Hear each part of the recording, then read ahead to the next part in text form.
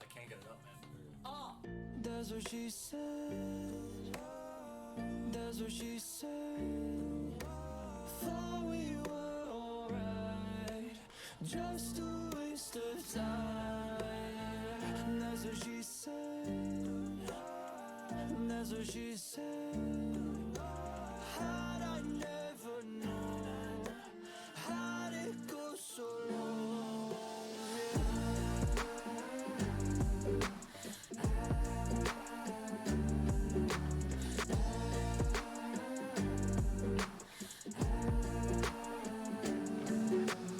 Used to laugh at how slow I would drive, but now you're always flashing me red lights.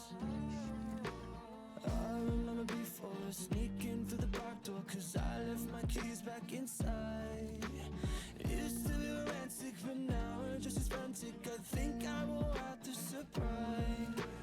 But then suddenly right in front of me, you were telling me that you're honestly came to me, had enough of me. How'd I never see you were over me?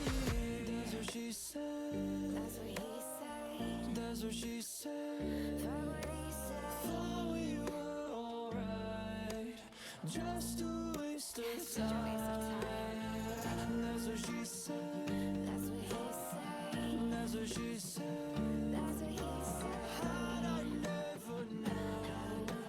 How'd I never know? That's what she said.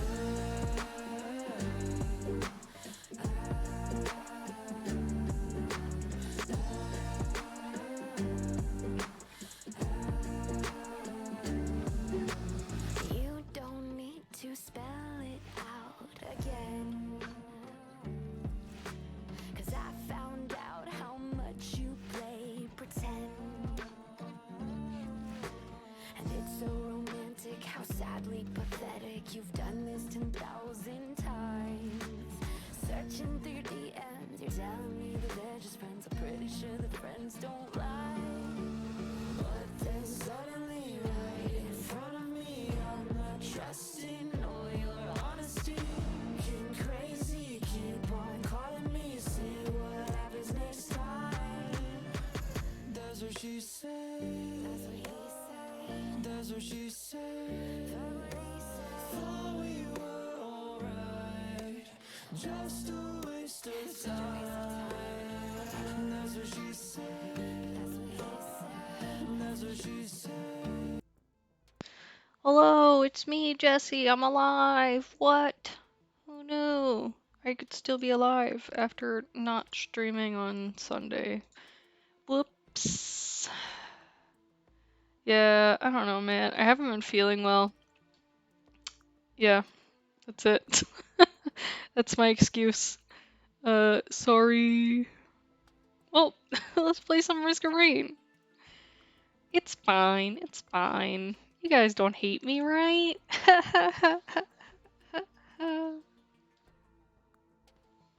No, but honestly, I just haven't been feeling well. So that's been great. I don't know, last week, oops, I clicked multiplayer. Last week, I don't know, I was like super exhausted. Just absolute dead, you know? And then, this week, I like am once again absolute dead. Feel like shit. Just terrible. So, things are going great. Yeah. No, that sounds awful. I feel really bad because it sounds like, oh yeah, everything's terrible and I hate everyone. Thanks, guys. No, it's not quite that bad. It's like, I just don't feel good, you know?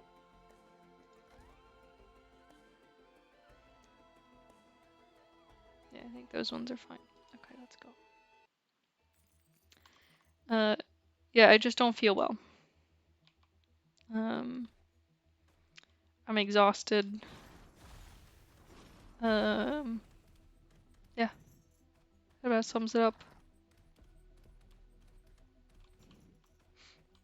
It hasn't even been that like long of a day. You know how like some days you're like, oh, it's a long day. Oh, fucking Jesus Christ. It hasn't been too bad today, honestly. It just...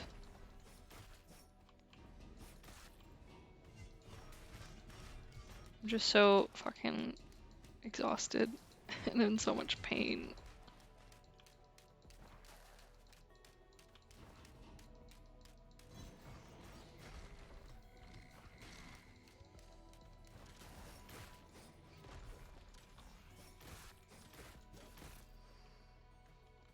Okay, we got some money. Hopefully we can get some items that are useful. What do I want to get? Hoofs for sure, and then fireworks will be the next one. Okay, good start. I think we're gonna try to do a... I don't know. Maybe we'll do an interesting run. Who knows? Or maybe I'll just be garbage. Ha ha ha ha ha.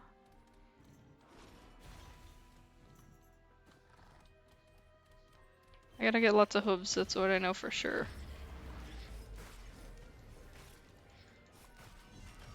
Ah, fucking bitch. I gotta also not die, that'd be cool.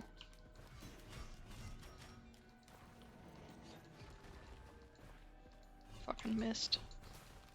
I'm a professional. I should get some healing items. Nope, gotta get shrimp gun. Haha.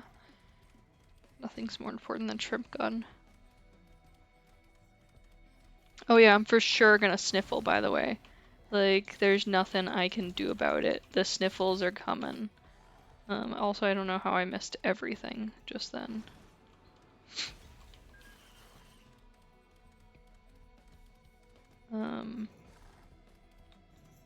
But yeah.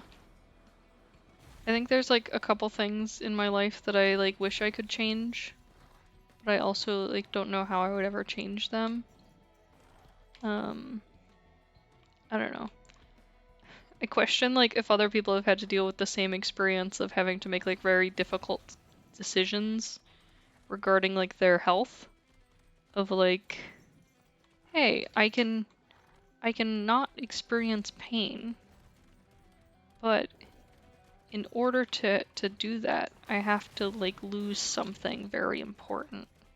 Like the ability at ever doing it in the future. Like things just completely, you know, it takes away like a huge part of what could be part of your life. Like, and so it's like, how do you make that decision? It's like if somebody told you that in order for you to like not experience like, I don't know, any kind of pain, you'd have to like cut off both your hands. It's like, okay, well, it'd be nice to not experience pain, but at the same time, like, I need these hands. So, like, I don't know. I feel like I've been thinking about that a lot. It's just like, well, I could not have this pain. I could not deal with this. But, like, would the loss be worth the benefits? I don't know. Yeah, fuck my reality. It's kind of fucked up. I almost feel like nobody should have to, like, think about anything like that in that way. Because that's such a hard, like, thing to think about. If you've never experienced it before, I would suggest just like thinking about it once, like what you would have to do if you had to make a very hard decision like that, and like how it would affect your life and how you would decide upon something like that. Because I think it's something that they don't consider it something that they may have to do until they have to do it. I don't know. I guess it's like prepare yourself to be ready to have to make decisions that could like drastically affect your life. Yeah, I think that makes sense. It made sense in my head. You guys will just have to figure it out.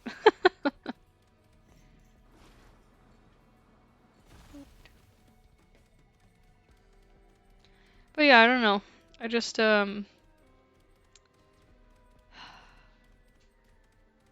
trying to decide the worth and value of things is an interesting thing to think about. And I know it differs obviously greatly from person to person. And like depending on their specific circumstances. So I think that's interesting.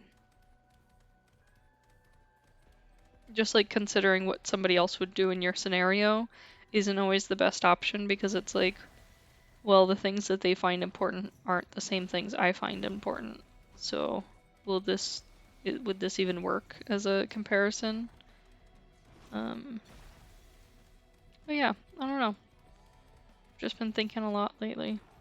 It's probably bad. I mean, like, I feel like there's times in your life where you're just like, nah, I need to fucking turn the brain off. And that's probably where I'm at. But like, you know, sometimes you can't help it.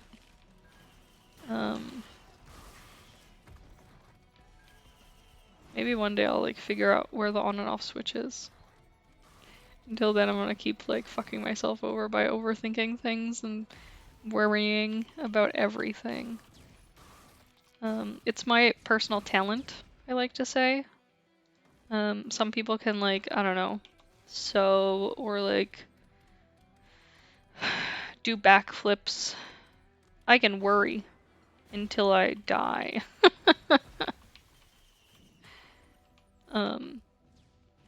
I actually, like, a funny story is when I was younger, I thought that was like how people just existed. Like, I didn't realize that people didn't like over consider things, I guess you could say.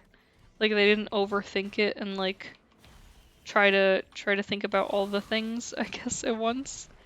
And like when I learned that other people weren't like that, I was absolutely blown away. I was like, but how? Don't they have things to worry about? Like, aren't they scared of like the world? Dios, the world.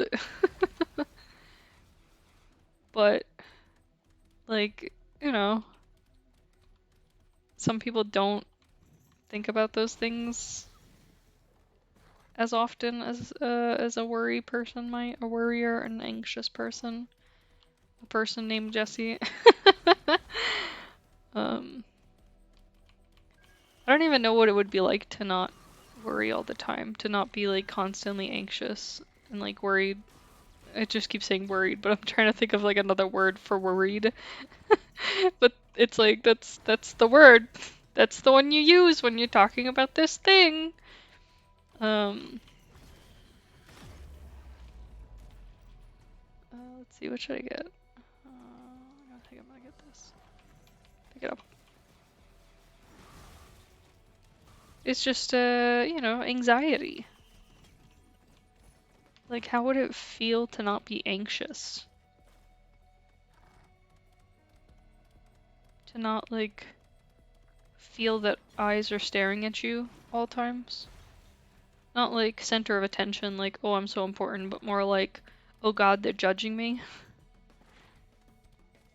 Like, not having to like think about every possible mistake that could go wrong, or like every scenario that could like ruin things, and trying to figure out how to plan for those things to ensure that you're not just like fucking everything up for everyone involved. I don't know, like it's so weird to me to think that like people's brains work different. Like it makes sense that their brains work different. Like people are people, you know, each person is different. But at the same time, like I think sometimes when you have a specific mindset, or like you've kind of lived thinking one way for such a long time, that like it becomes hard to realize that there's other people who don't do that. Like, it's so routine and normal for you that it's like almost impossible for you to wrap your brain around the idea that it's not routine and normal for someone else. I don't know. Have you ever thought about it, you know?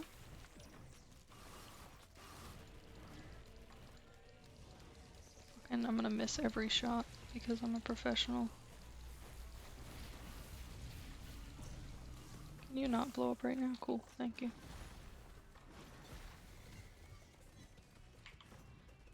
I'm gonna pick this one. Get out of there.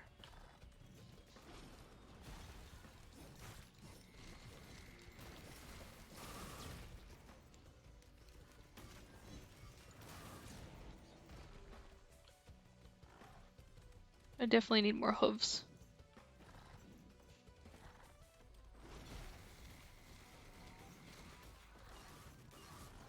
But I think it's just interesting, the idea that, like, everyone is so vastly different from each other and how they interpret situations, words, people's actions, body language, like, anything, you know? How they approach problems, how they approach figuring out a solution to those problems. All of those things.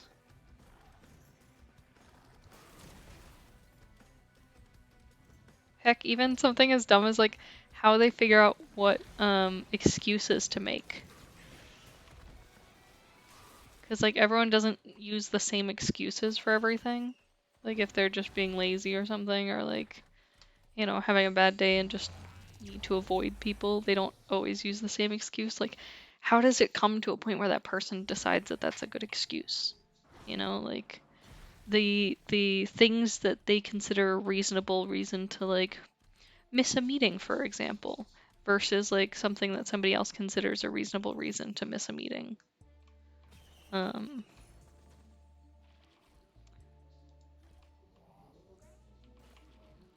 just think it's kind of one of those interesting things.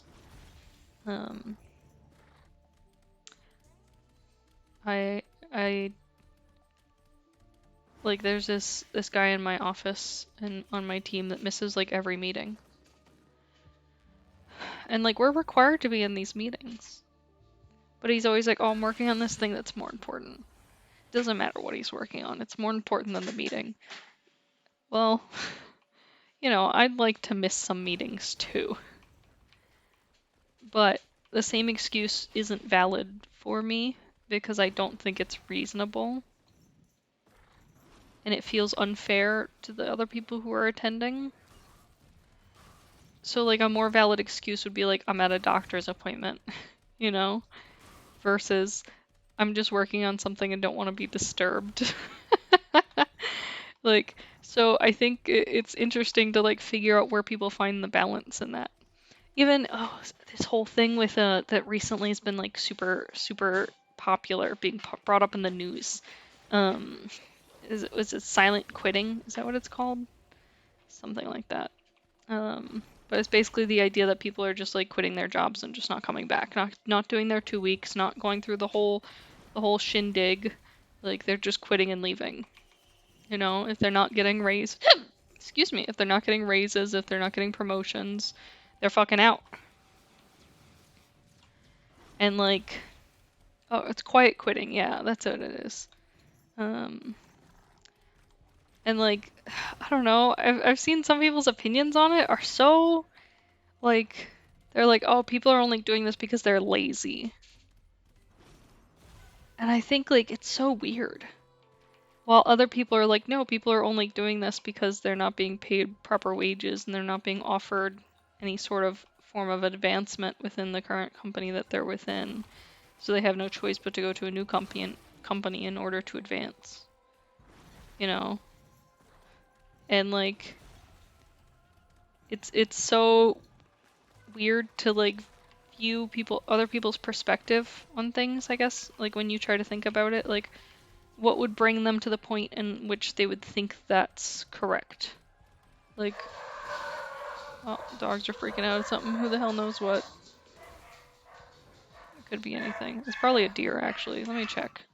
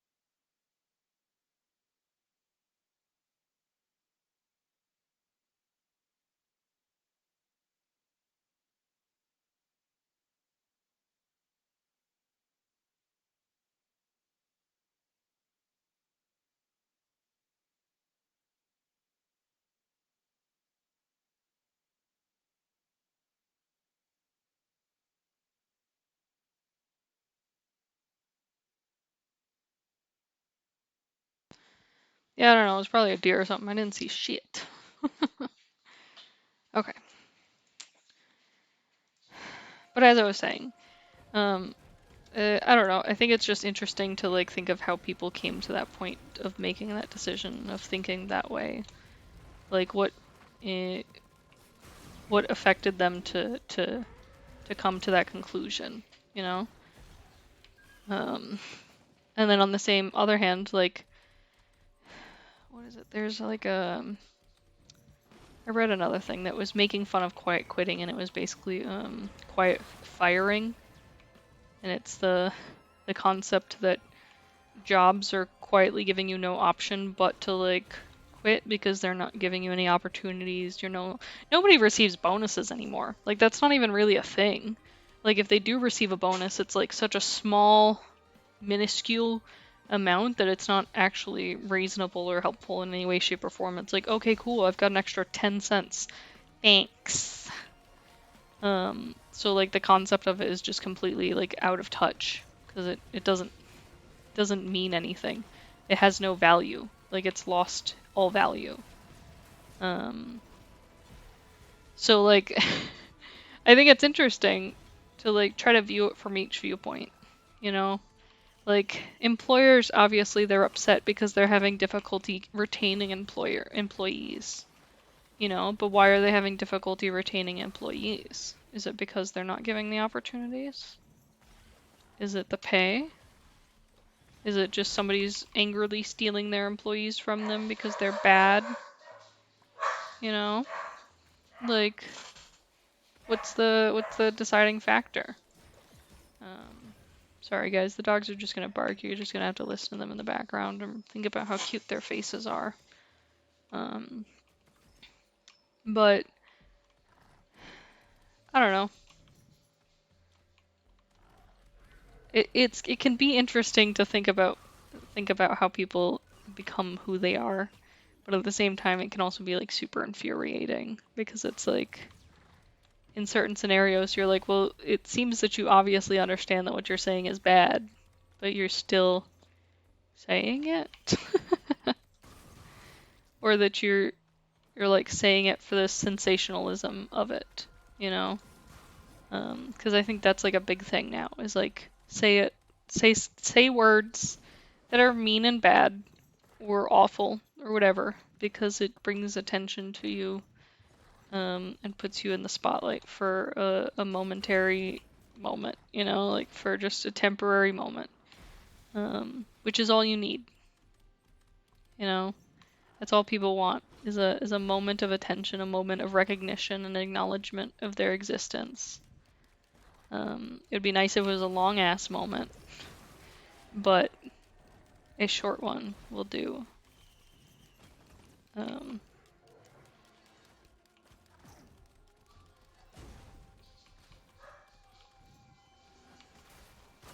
But yeah, I don't know.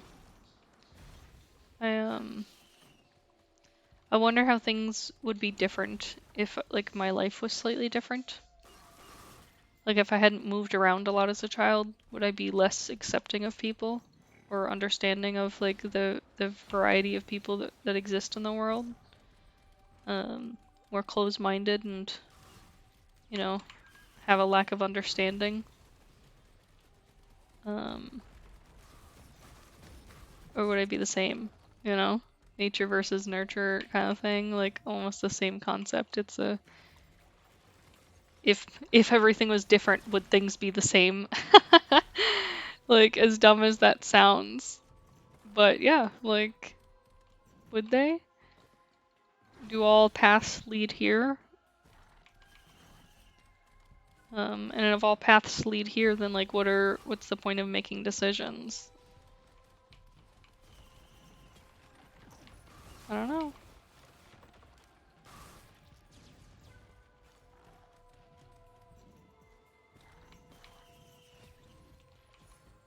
Maybe we'll know one day.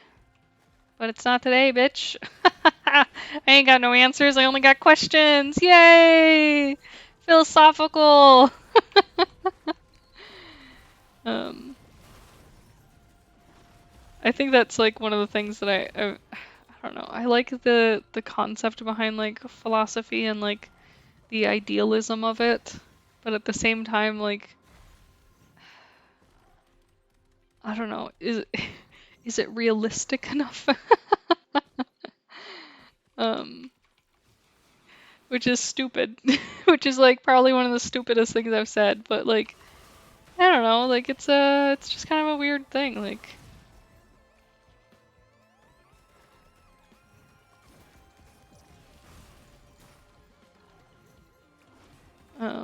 But yeah, I don't know. Back to babbling some more.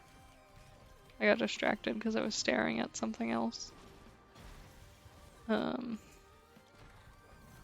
I've been reading like a lot of manhwa online, and it's always interesting because I feel like there's like certain like dynamics that are always chosen, and I don't relate to them at all. And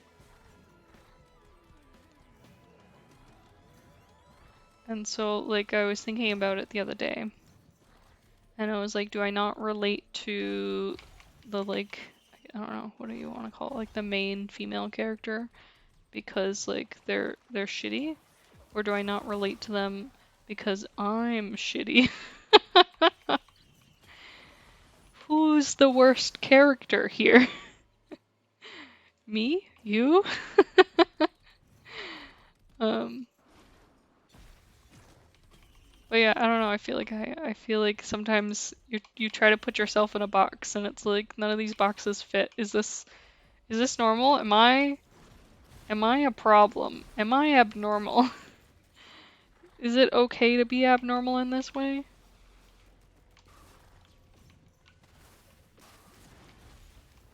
I don't know. I guess if you're alive and you're breathing, then it's probably fine, maybe. Can you just give me more money so I can do this again? More monsters, please. Perfect.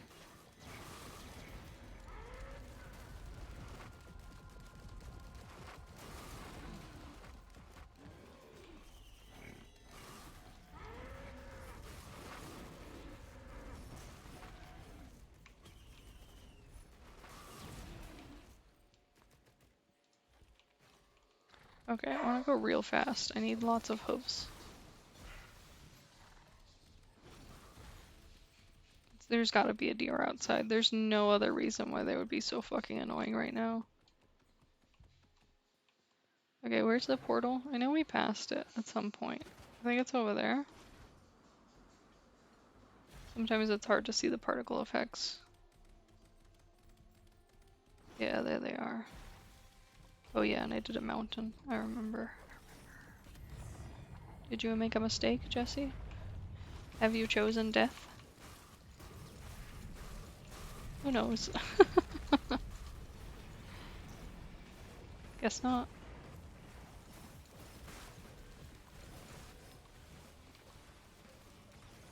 Let's see that one. Let's see, we're gonna choose this one. I don't remember what it does, but it's probably something useful.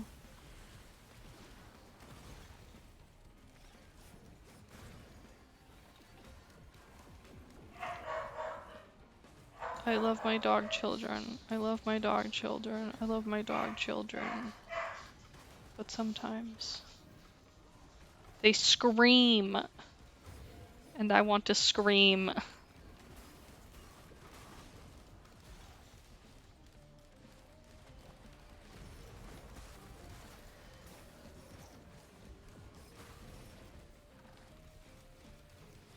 It's just I ask myself, what are they barking at?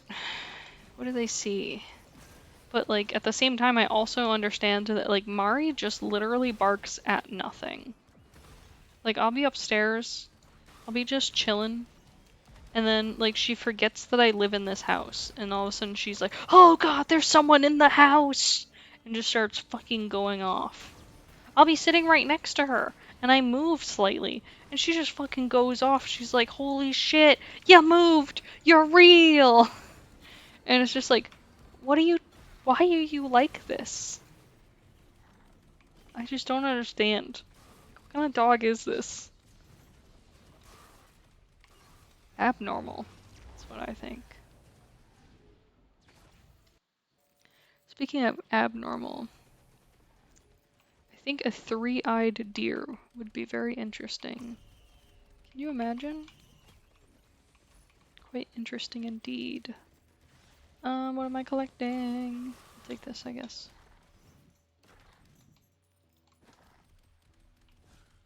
What's that? Did I see something bright flash over there? I thought I did. Oh well, probably nothing.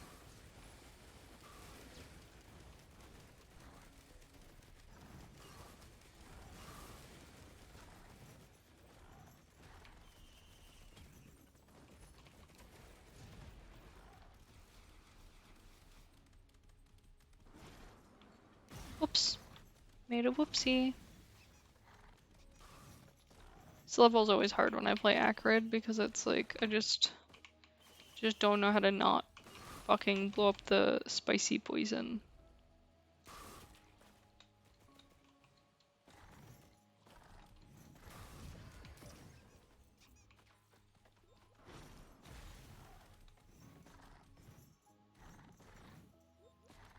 Especially when I'm standing right next to it. It's like my body's just like, yes, hit that.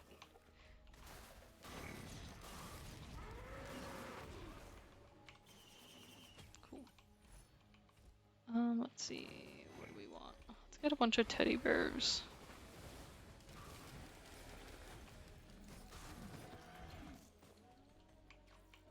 I need to pick up a tome at some point so I can get more money because I'm just not getting enough. It's taking too long.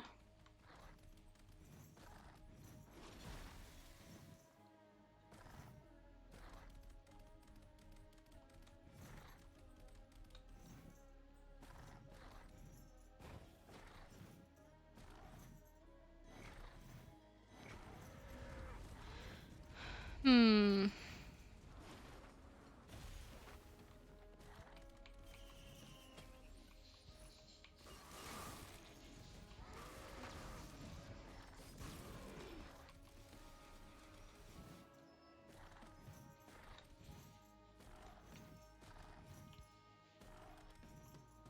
You know what would be a great VTuber? I just thought of it. It's just a silent mime that it doesn't talk or like actually do anything except like play games, and it's just silent the whole time. That's a real winner idea right there. Cause I know like the gun, there's a gun and there's like some other weird things. I saw like a pair of panties. Like there's lots of different interesting VTuber objects. That definitely seem like some kind of SCP. But like, you know, just a freaky ass little mime would be perfect. Just think about it. Oh, I forgot to fucking meant to get the tome.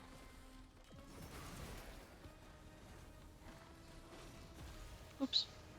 Jumped a little too far.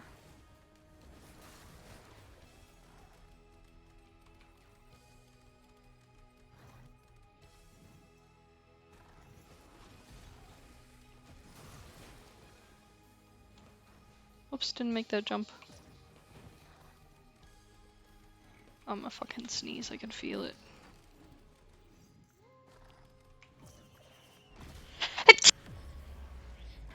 Oh fuck, man.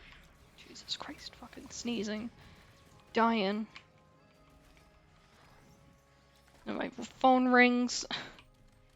What's going on?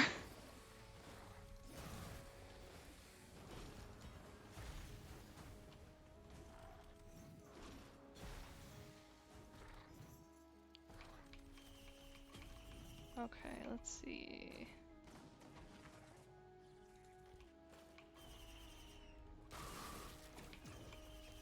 The fuck, bro?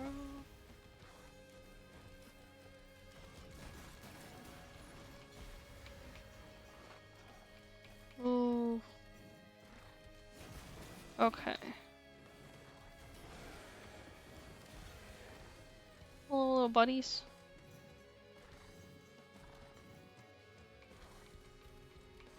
Give me something good.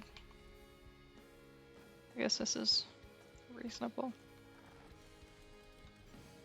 Need more extra charges of my secondary.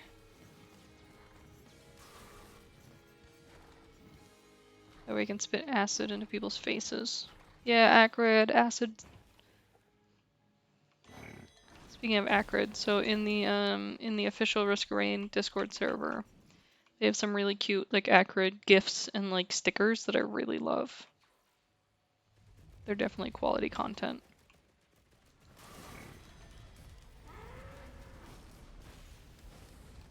Oops, meant to turn around.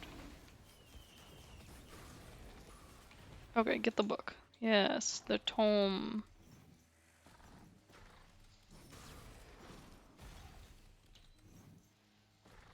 Okay, let's see. Oh man, earlier today I watched this video, this like cut video. Hot damn, it was like a lineup to guess ethnicity, which is like whatever. But I like clicked it immediately because the thumbnail, there was this guy that just has a chihuahua on his shoulder. Just the whole video, this man had a chihuahua on his shoulder and it was just so damn cute. Just so fucking cute that I couldn't handle it. I didn't care about this video. I like really just needed that cuteness today. Cause like it's been a rough one. But that made it all better. I've been trying to convince Dean to let me get a fourth dog. Cause I miss having like a really tiny chihuahua. But he has been like strongly against it, and it's so hard.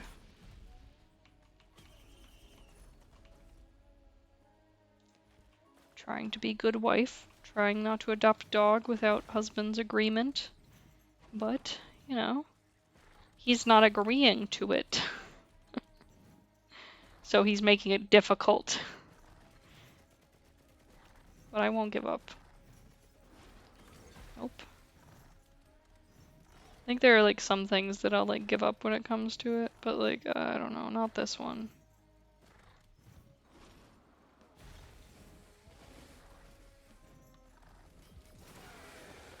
I hope one day you guys have a nice relationship where you have a significant other that deals with your bullshit as well. I hope your bullshit is easier than my bullshit, though.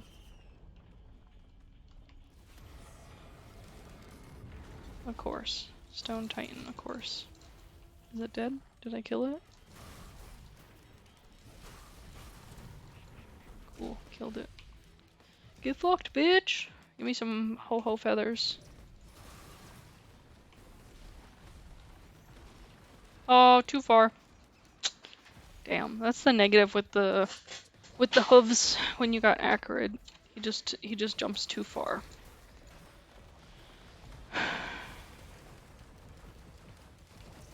Oops.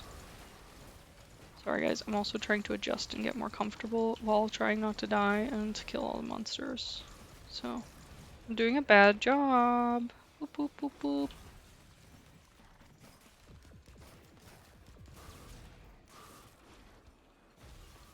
Speaking of being bad at things, I was thinking about it the other day, what like my worst subject was in school, and like what I had the most difficulty with compared to like what I have the most difficulty with at work now. And I thought it was interesting because like originally when I was young, I had the most difficulty with math. I don't know, I switch numbers around really easily, and like I have trouble like calculating in my head. And like remembering equations, because like who the fuck wants to remember an equation? Like who in their right mind is like, yes, I can't wait to remember an equation. Like, nah, bitch. Or like, man, I can't remember how to wait to like be a math nerd. But I'm over here and I'm just like, man, I can't wait to remember what this delicious food tasted like. You know, so I'm kind of on a different level than them. Such a fucking idiot. But But anyways, but in my every day-to-day work now, I think like the thing I have the most difficulty with is I don't know. I'm trying to like think. It's not math, because like I do some math in my job, but it's like I don't know, it's not complex math, so it doesn't count. Yeah, but I don't know, like I deal with some pretty difficult people, and like it's sometimes very difficult to like communicate what my role is capable of. Um, Meaning like what's a reasonable ask versus a completely unreasonable ask for a person, and being able to sit down and like tell them, hey, you are asking something that's unreasonable, and I will not be able to provide it to you in the time frame that you've requested. Like that's hard, but I don't think it's like the hardest part. I don't know, maybe it's just like when people think that like I'm a subject matter expert and that like I have all the answers. That can be really difficult. It's a lot of pressure to deal with, and like a lot of fear of failure. Like just constantly being afraid that I am gonna give the wrong answer, or that like that someone's gonna be upset with me for being honest about something. You know, like I don't know, that somebody's just gonna like become pissed at me. Like it's just a big one that like I'm scared of people getting like really pissed off. Or like misunderstanding while I'm trying to communicate how something functions. I feel like I'm not like super nervous about somebody blaming me for something that I didn't do, because I've experienced that enough that I feel like it's not too hard to like defer and like change it, like correct it, I guess you could say. But like I don't know. It's sometimes just hard dealing with people. But I think it's just the pressure of being expected to be the expert all the time and not have any questions. Like sometimes I'll have somebody just like add a meeting to my calendar and not mention it to me at all. And then I get into the meeting. I don't know anything about what it's about. It just showed up on my calendar and I accepted it because that's what I do. And then they'll be like, "Hey, can you tell me everything you know about this?" And it's like, "Yeah, I know a total of nothing. I don't know anything about that subject matter." And then like I feel dumb. It feels like I'm failing. And like I know that's not reasonable because I'm not really failing. They kind of came to me like out of the blue and expected me to have the answers without giving me any information about what they were looking for or giving me any prior time to research the subject. Because that's the thing, is it's not like I can't find the information for them or collect it and like clarify for them. It's more of an issue of you know, they set up this whole meeting and like the expectation is that in the meeting they will get the answers to their questions. And then me coming into the meeting and being like, I don't know. Like, oh, fuck, I clicked the wrong thing. That's like a really hard feeling to have, I think, for me. The feeling of like being completely clueless when you're expected to figure something out really quickly.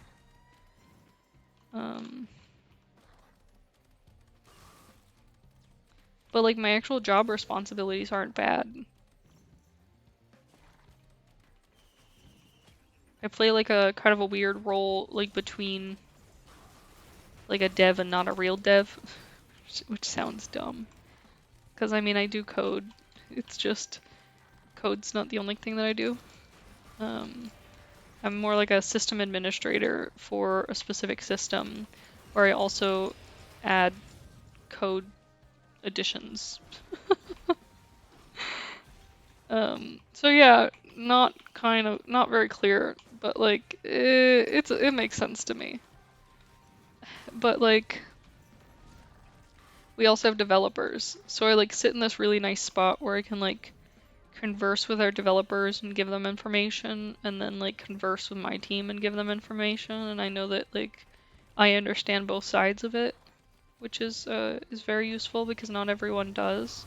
Not all the other administrators, system administrators for the system, understand the development side of it. So it gives me like an advantage to some degree. But on the other hand, like, I don't know, I always get worried that I'm gonna fuck it up. Because I like, I don't want anyone to feel like I'm talking down to them, you know? And I think sometimes when it comes to explaining some complex code, it takes dumbing it down. It's just how it is, you know, like that's just what works best. Simplifying it to a more understandable term. But it's not out of like malice or out of like a disrespect or just like an assumption that you have a lack of understanding or you're stupid or anything like that. It's strictly out of a attempt to like assist in the understanding of it and clarifying it. And so like, I don't know. Sometimes I worry that like people will be offended by it, or they'll like think that I'm making fun of them. But like, it's interesting that there's not like a specific subject, I guess you could say, in my job that like I'm very bad at. It's just like certain things that make me uncomfortable or like make me have to try a little harder in a way, you know?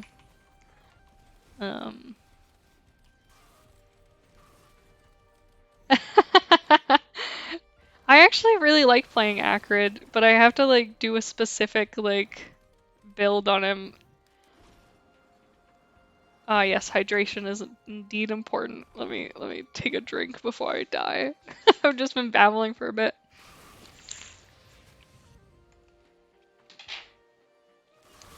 I can understand that. I I feel like I'm a little bitch and plays like strictly Huntress. Because Huntress doesn't require any aiming, and I have some problems where I like can't quite focus well to aim.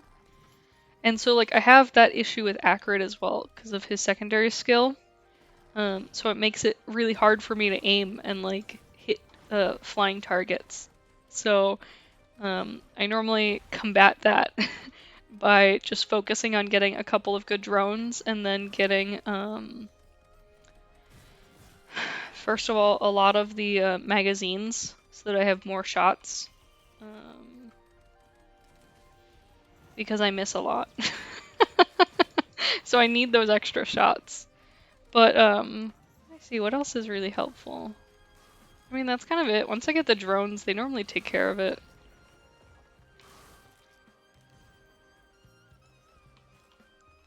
Oh, yeah, that's rough. I actually have never played it on console.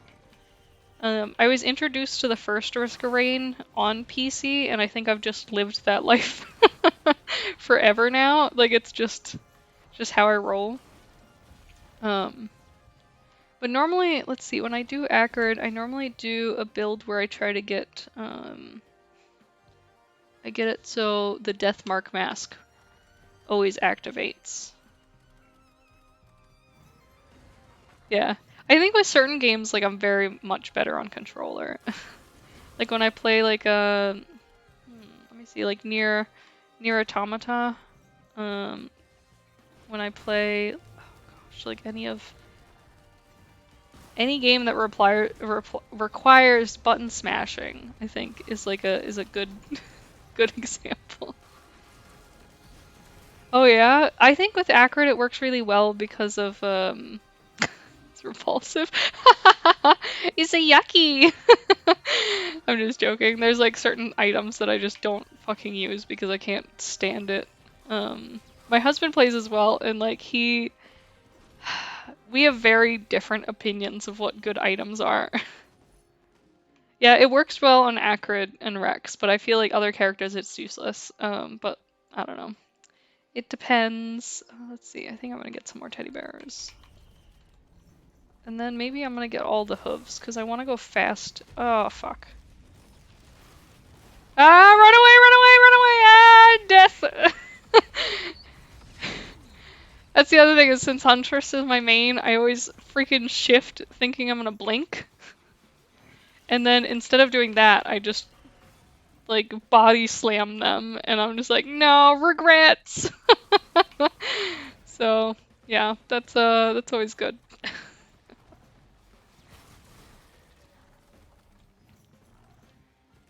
Oh man, my drones. Oh well.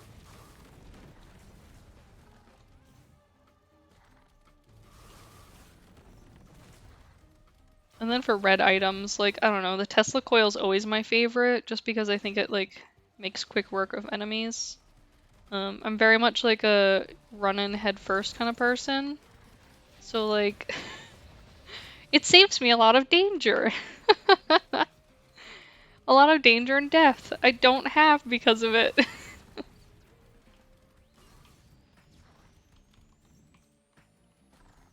Yeah. Yeah, I agree.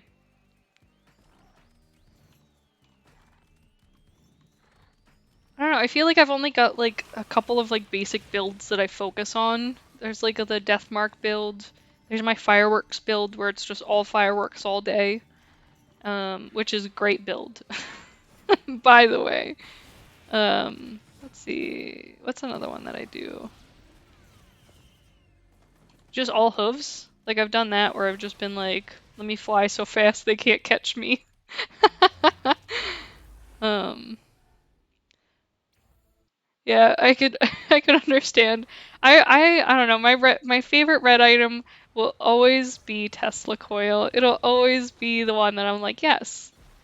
I don't play Commando much just because it takes too much aiming, in my opinion, and I'm just kind of a shit when it comes to anything like that. Um, like focusing on a target too closely makes me like nauseous.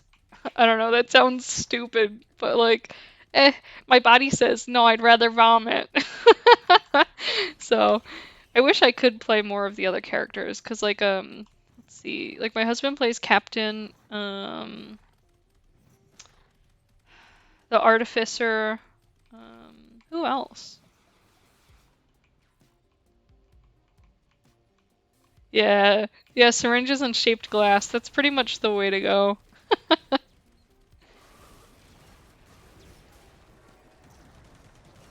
These guys are my least favorite. Ugh, fucking assholes.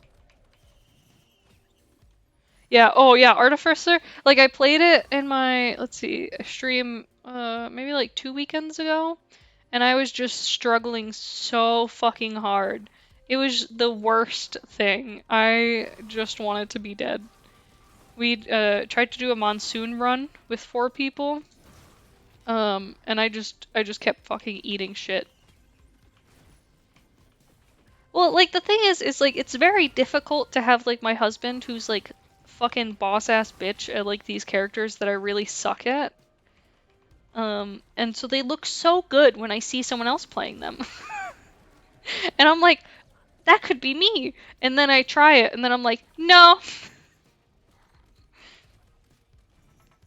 Oh, man, that's crazy. I cannot even imagine. The only monsoon that I've beat solo is with Acrid and with Huntress. Because Huntress is like the easiest character I think to play.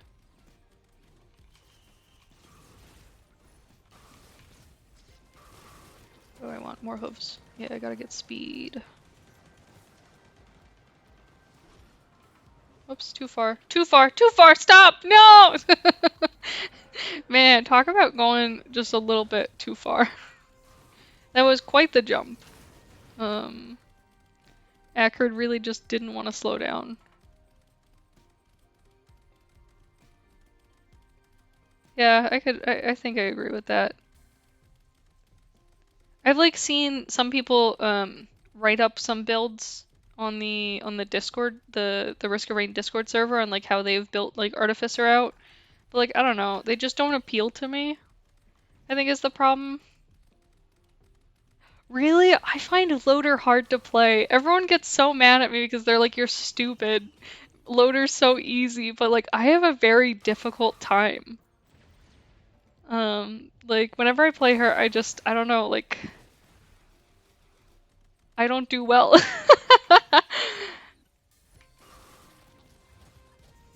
I'm trying to like think of what the worst parts of it is, but like I'm just bad, I think, is like the thing. I'm good with the characters I'm good with, and I'm bad with absolutely every other character. But like I don't know, it's definitely my like mellow game, the game that I play like when I'm feeling like chill or just want to relax. So I don't mind like just having specific favorite characters. It's not a game where I feel like very completionist for, where I feel like I don't know, my husband like lands in that realm and like some of my friends are in that realm where they'll just like they've got all of the achievements for like every character. And it's like, nah, I'll pass. Yeah, got the Wungus. Fungus Wungus. The one true Wungus. Gotta live my Wungusist life.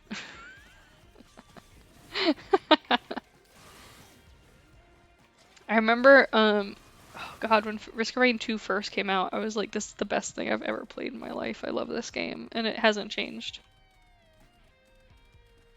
Yeah, I haven't, I question, like, do I think I would feel better playing on controller? Because, like, I've never tried it. I'm thinking about it now, and I'm like, maybe I should give it a go. Maybe I'll stop sucking.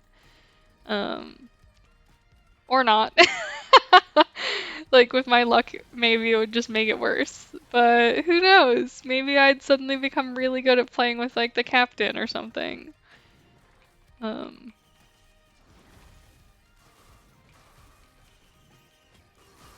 but also, it could just make it so much worse. Still not fast enough. I gotta, like, fly around the map.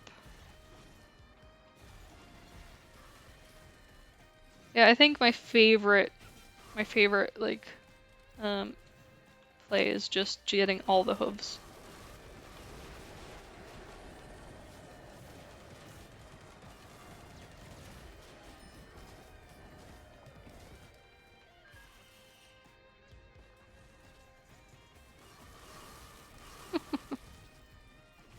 Yeah, I kind of I kind of think that would be fun just to get the mod for the name changes.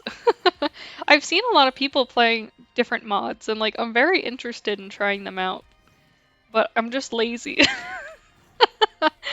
I'm gonna get around to it like I don't know, 2 years from now. No, I'm just kidding. I will definitely like play some modded at some point, but it's true that that's like the only mod that I really like would enjoy as well. I don't know. There's some mods that they add like different characters or like some of the characters from the original game that would be interesting. Because I didn't like the original Risk of Rain quite as much, but I think it's just the 3D factor really did it for me. Like the the gameplay of the 2D sort of more side-scrolly-esque feel of it just wasn't doing it for me. And so I think this like really like checked all my boxes.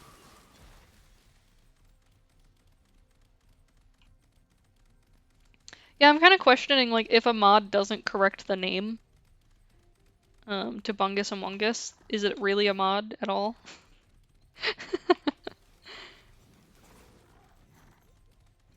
I feel like they all need to do that in order for it to be accurate. Maybe I should start making Risk of Rain mods. That would be fun. I don't know. I was thinking of participating in a game jam coming up. What month are we in? September? Yeah, in October for spooky jams. I do love making me some horror games.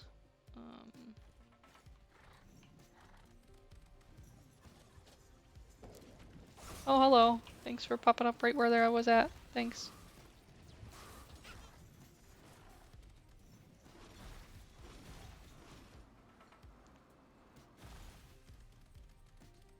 Yeah, yeah. It should be in most mod packs. I would be very disappointed if it wasn't. Let's see, what do I want to pick up? Let's pick up this. Yes, yes, children, go fuck off.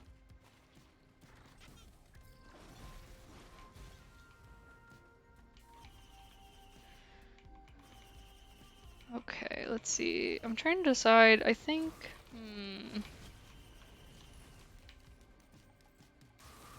What do I want to do? I don't think I'm gonna go to Mithrix. I think I'm going to keep going. Because I want to obliterate, because I have the beads of fealty right now. But I don't know if I'll obliterate first round or if I'll go around a second loop. Maybe I'll go a second loop. It's always fun to go a second loop. Let's see. Let's go more fungus. Fungus, fungus.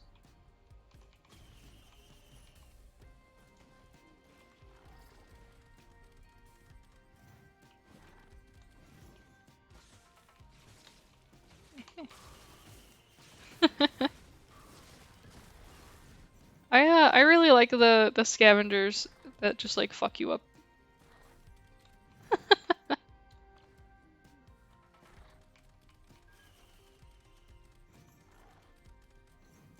I think like if I had to think of like my favorite enemies, the messed up scavengers would definitely be one of them. I really enjoy their designs. Regular scavengers are cool, and the twisted ones I like too. But also I also enjoy experiencing pain. I think the only like enemies that like really are my least favorite are the freaking pot boys. God damn, what are they called? I can't remember their names. The little freaking Bendy and the Ink Machine men. They're just shooting shit out, just killing me all the time. Fucking assholes. Yeah, yeah, I've run into that one before. I can't remember its name. I'm terrible with their names. There's so many of them. I think I enjoy the challenge of suffering. Oh yes, hydration. I almost forgot. Gotta stay hydrated to not be dead. I don't know, I fought one once that like... I can't remember which one it was, but I swear he died like 3 times, and he just kept coming back, so... Oh, that was something weird.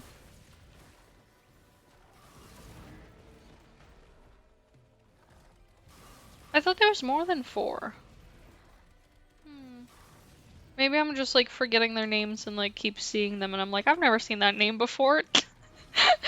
I wouldn't put it past myself, like I have the potato brain. Yeah, that's probably the one that I was fighting, is the one with Dio's best friend, that I was like very confused as to why I sucked so bad.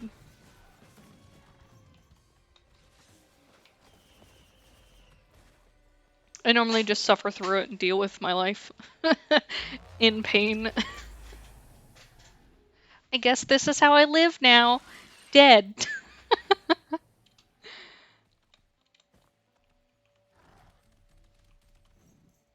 Oh yeah, I remember the meteorite one. That one fucking... Man, I was so close to killing it once. And he just laid me down like I didn't even belong. Just annihilated. These guys, these fucking ink boys are my least favorite. Okay, let's see what's around here. I'll take that.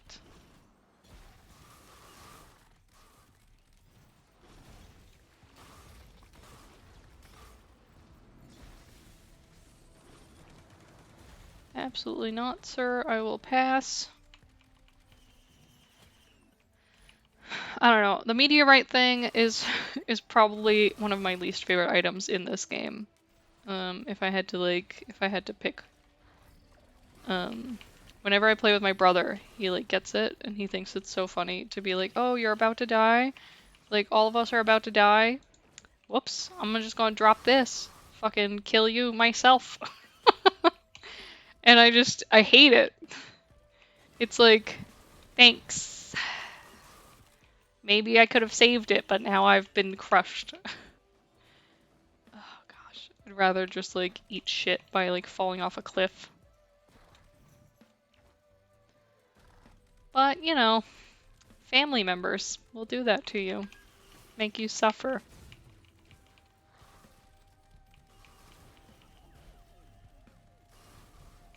Open sesame! Let's see, I want some more of these.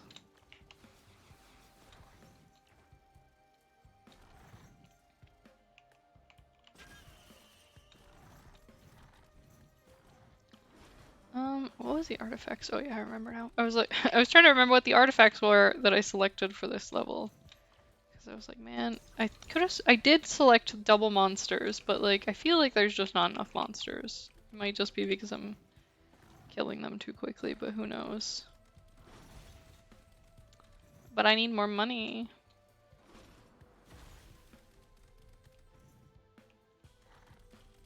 Oh, gold.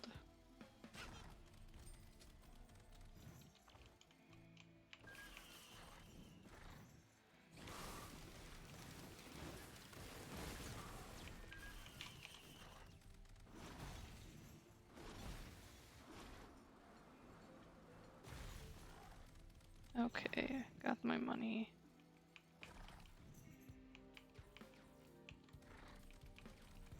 Not enough money, obviously.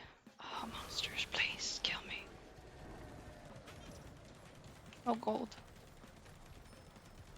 Sir. Goodbye. Okay.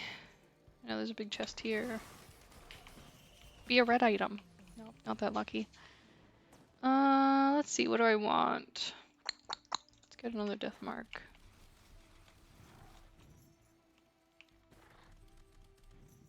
It's been a while since I played this build, so I keep forgetting that I'm playing it, and I'm picking up the wrong stuff because I'm potato braining it.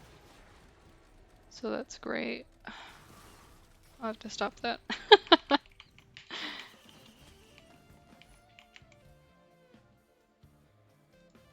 Pick that up just in case. Let's see. Okay, I think I've got everything. What do I want to pick up? Just another one of these.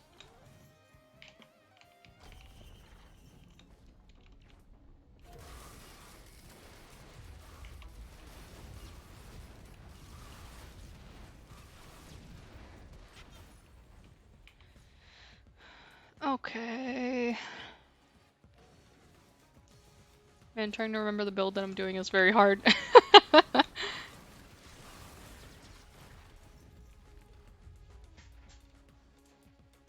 Akrit's so cute, though. I love his little stubby tail.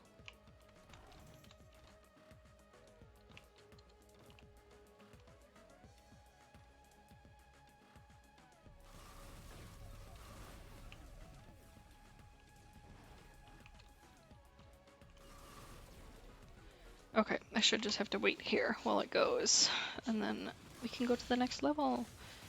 Oh, maybe they'll come out with an amazing Risk of Rain 3 that'll be like live action. I'm just kidding. I don't want that. Developers, don't do that, please.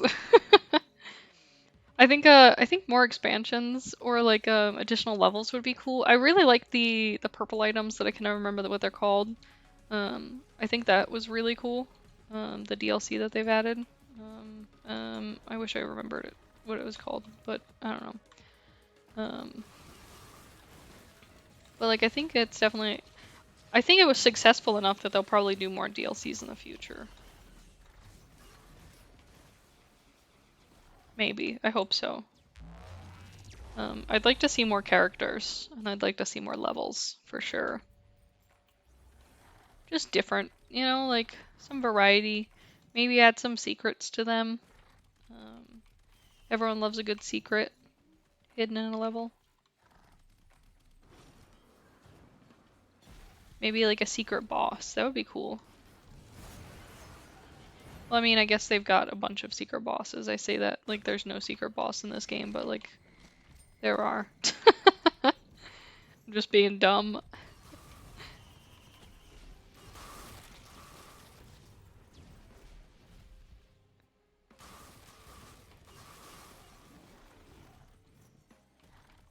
What else could they add? Man, I think that's a hard ask because I think all around it's already a good game. Missed.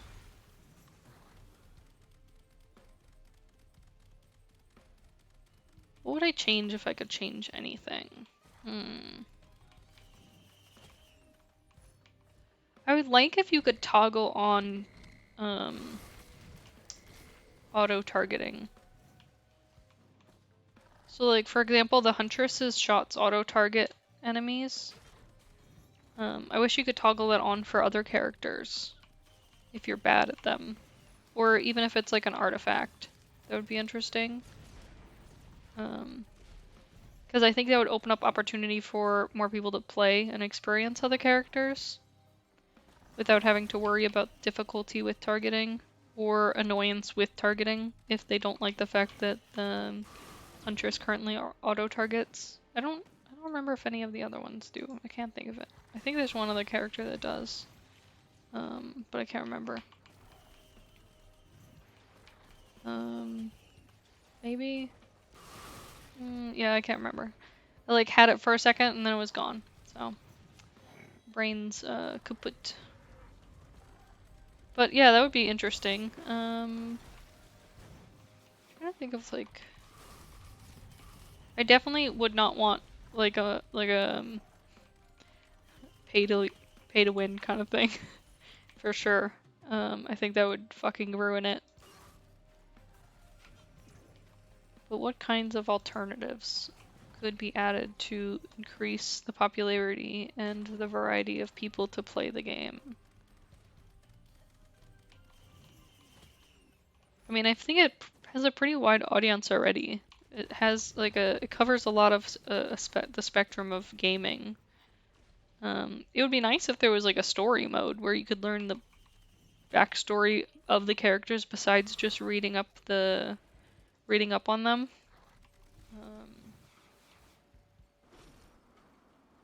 But what would that look like is the question. Like I feel like that would almost make it feel like a different game. And then people would focus solely on the story instead of focusing on what the game was made for. So that might be a pro and con sort of situation where you have to balance and figure out, is it worth the negative impact that it would experience from it? It's a good question. I don't know. I don't know how I feel. I feel like it would be a good addition, but at the same time, like, I could definitely see where people would dislike it.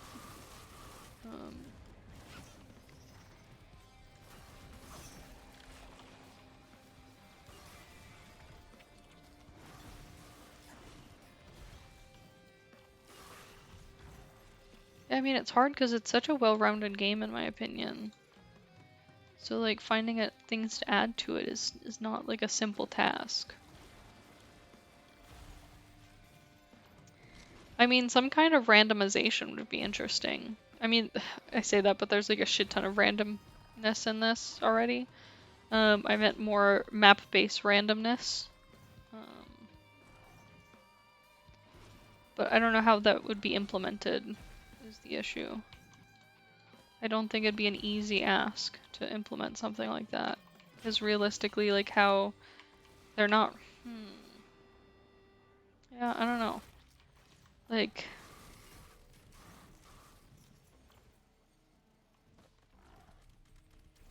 Because they're not segmented.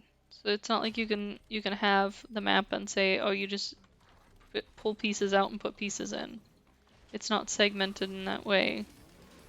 The map is too fluid in how it currently functions. So like what would be an alternative?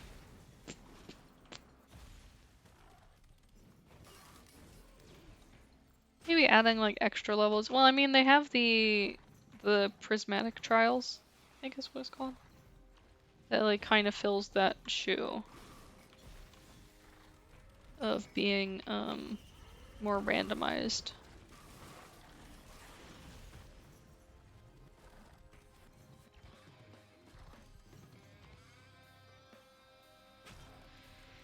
Okay, there's the portal. I was looking for a little blue orby thing, but like I couldn't find one. Or what are they called?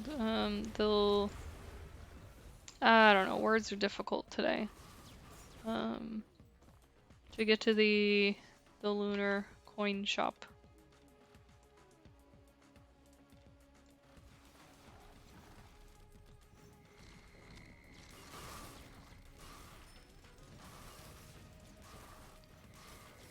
But I didn't see it's in its normal spots.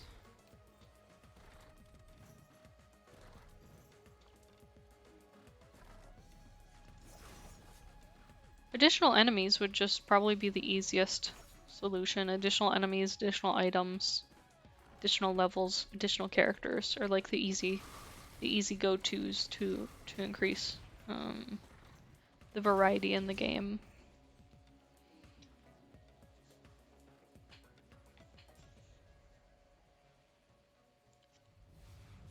And I mean, I think the 3 difficulties they have are pretty well balanced. It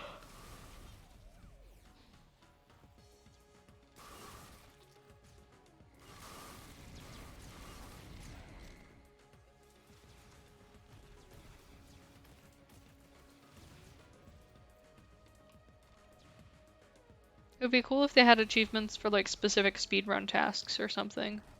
I don't do speedrunning myself, but I know it's a pretty popular sport. And that would be interesting to add that sort of dynamic to it. You know, like speedrun to having, I don't know, 12 crowbars for the Huntress, which was a pain when I first started playing the game. I don't know, interesting things like that, kind of like those could be a little more randomized in the actual ask of them, like the task itself. Oh fuck, I did it again. I jumped too far. It's fine.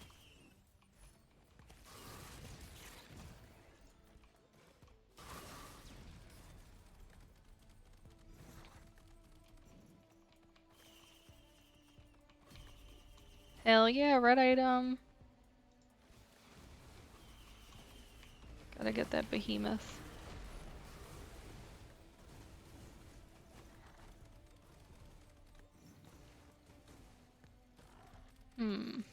I don't know. Back to talking about Spooky Jam.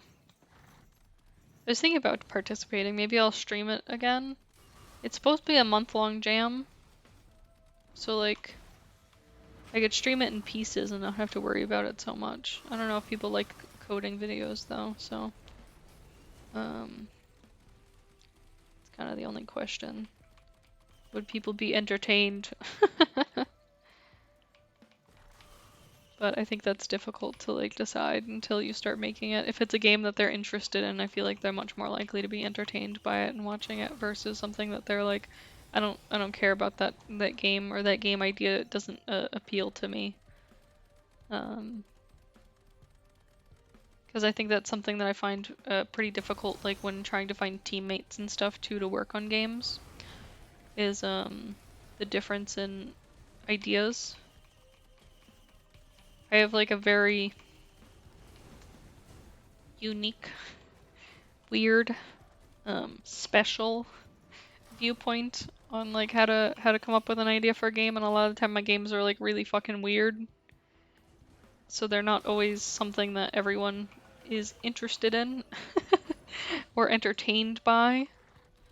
So I think that can create some difficulty when finding teammates, because you're like, this is what I want to make, and they're like, that's the second dumbest thing I've ever heard. The first dumbest thing was your first idea that I said was stupid. You know, so it's like, how do I not suck? And no one knows the answer to that. I did it again! I'm just gonna keep jumping off the sides on accident.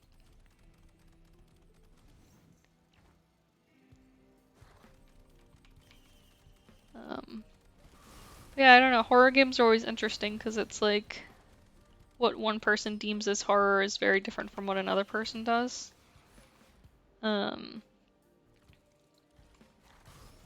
I like almost like conceptual horror, where it's focusing on a specific situation or narrative to kind of build upon, and show you someone else's perspective on something. Or like trick you in a way, I guess you could say. So like show you something almost mundane and then turn it into something villainous or uncharacteristically scary. I always think that's very interesting when you could take something that doesn't have that initial built-in fear value and you turn it into something scary. Because like anyone can make a game about a monster.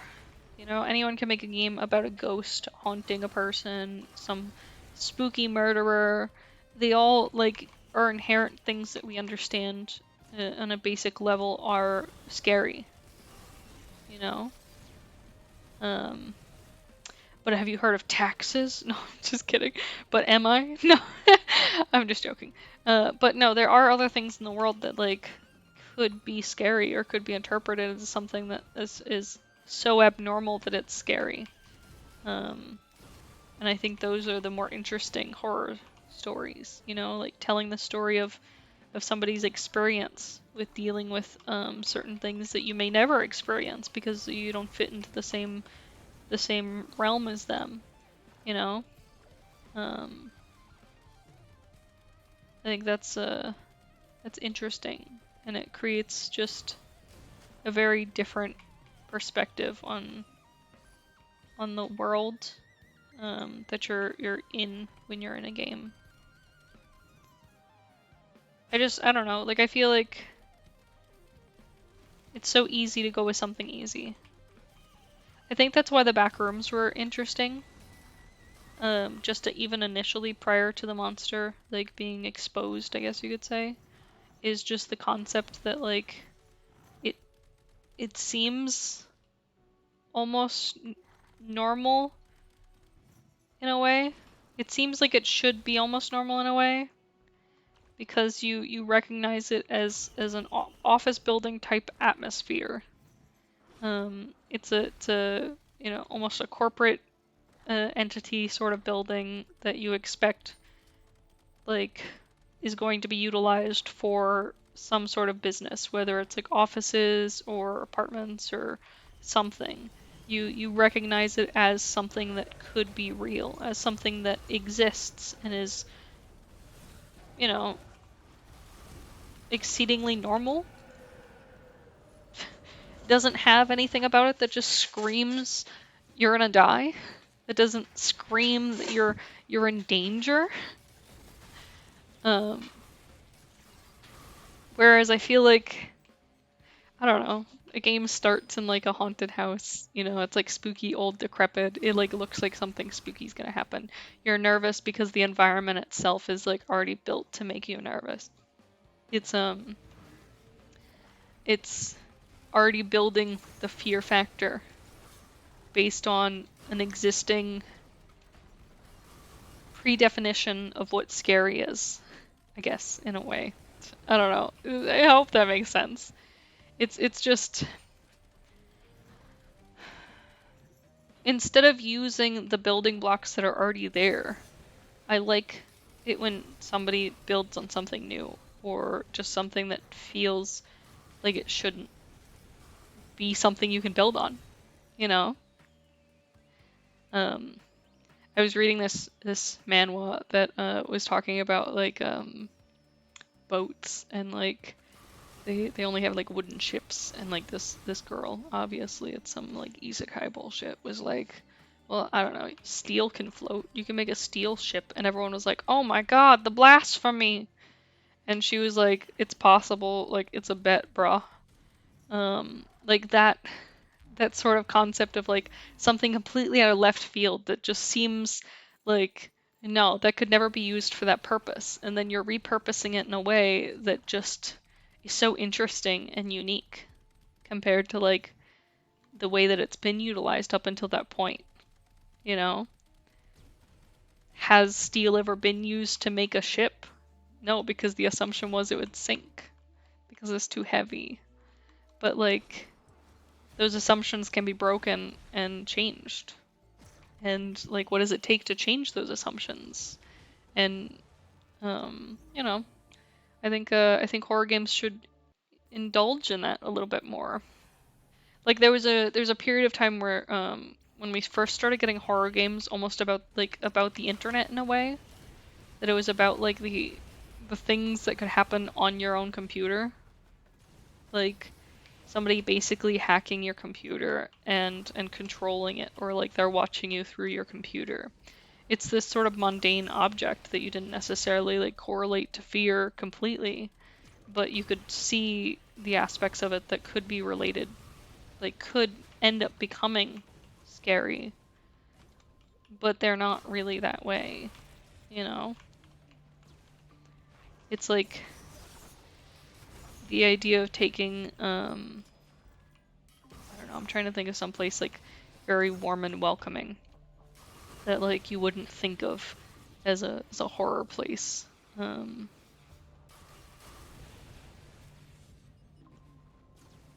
don't know, like a pet store. There's puppies all around. Everything looks so adorable and happy, but in the back, like the owner's been murdering people and like feeding them to the dogs. And the dogs now have a craving for flesh, and they may look cute and they may look like they're like being adorable, but really they're trying to eat you, you know? Like weird shit like that. Like I enjoy that it's taking something that like should give you a specific emotion, a specific feeling, and it's turning it around into something grotesque and very different from the expectation of what you thought it would be. Oops, I froze.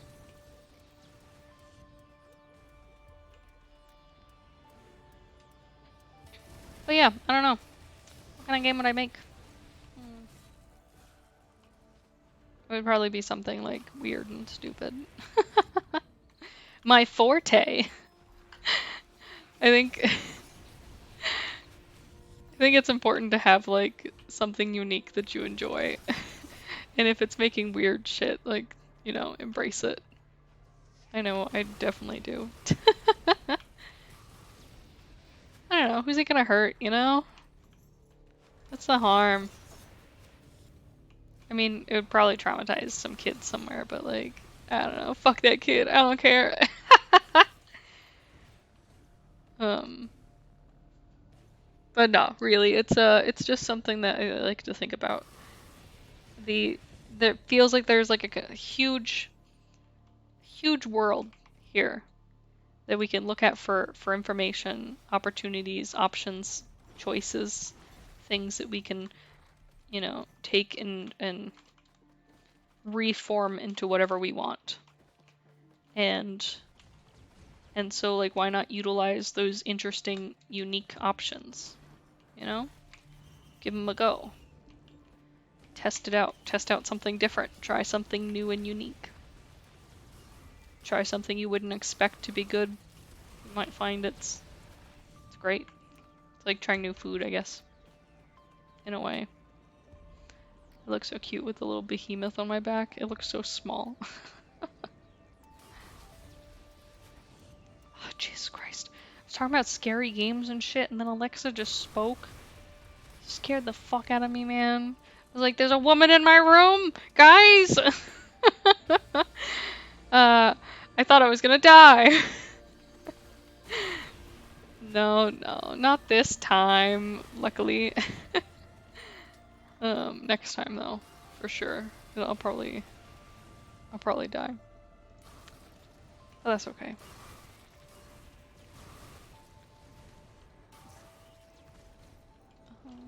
Let's see. Man, Alexa's scary. That's something that people should make a horror game about. It'll be like that, oh gosh, that old, I think it was a Disney movie. I can't remember if it was Disney or Nickelodeon. But it was a movie about like a smart house. That like got too smart and was like, I'm just gonna lock you guys inside of me.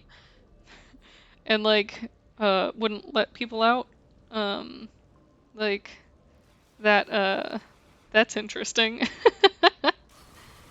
um,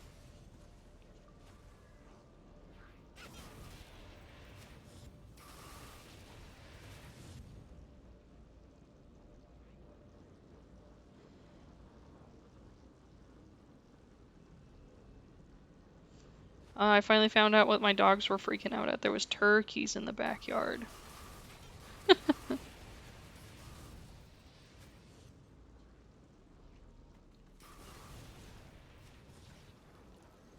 Hmm.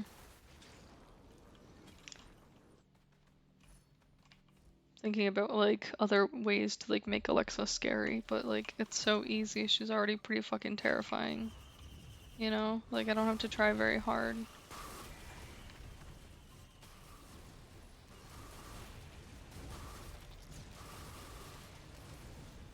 I think technology is so interesting though. Like how far we've advanced from like since I was a kid. Like it's crazy to think that not that long ago, like people didn't have cell phones, you know?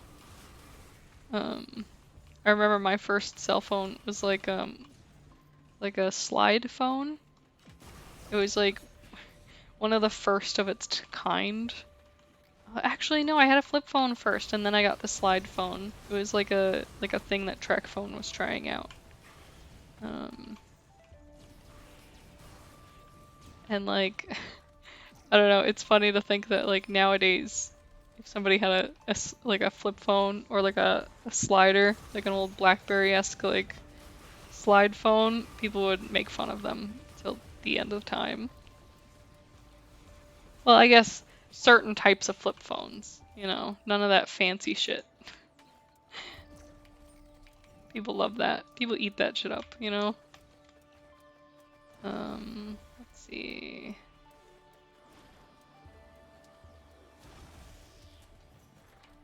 Oh, whoops. I got launched into space.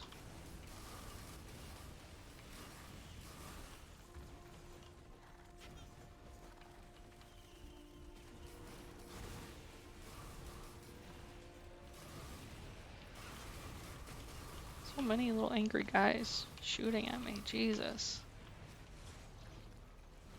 So much money. But anyways, yeah, technology is advancing so much that I'm like really excited about it. What I would really love is to see more medical advancements, really. Like there's still so many things that we don't know in the world that I think is kind of awful.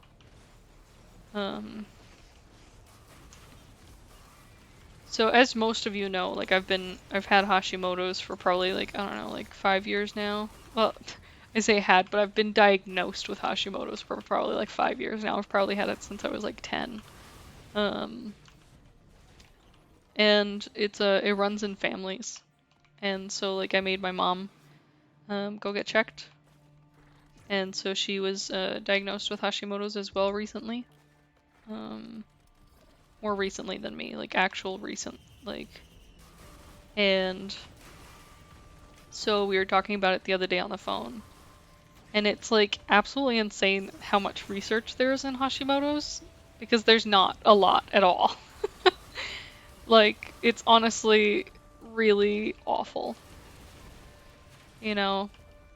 And like when you think about it, there's so many diseases out there that there's like only so much information on. That like that's so hard. It's so hard to deal with. Like there's well-known diseases that people are like researching and like things are being done to try to change them. But then there's these other ones that aren't considered as important because they're not as severe, I guess you could say. So like obviously we're gonna research cancer before we research Hashimoto's. People can live with Hashimoto's fine. They just experience a lot of discomfort, pain, inability to function and work, you know, but they're still alive. And so like it's understandable. Like I don't necessarily like completely disagree with the concept behind it. Like on paper, it's logical.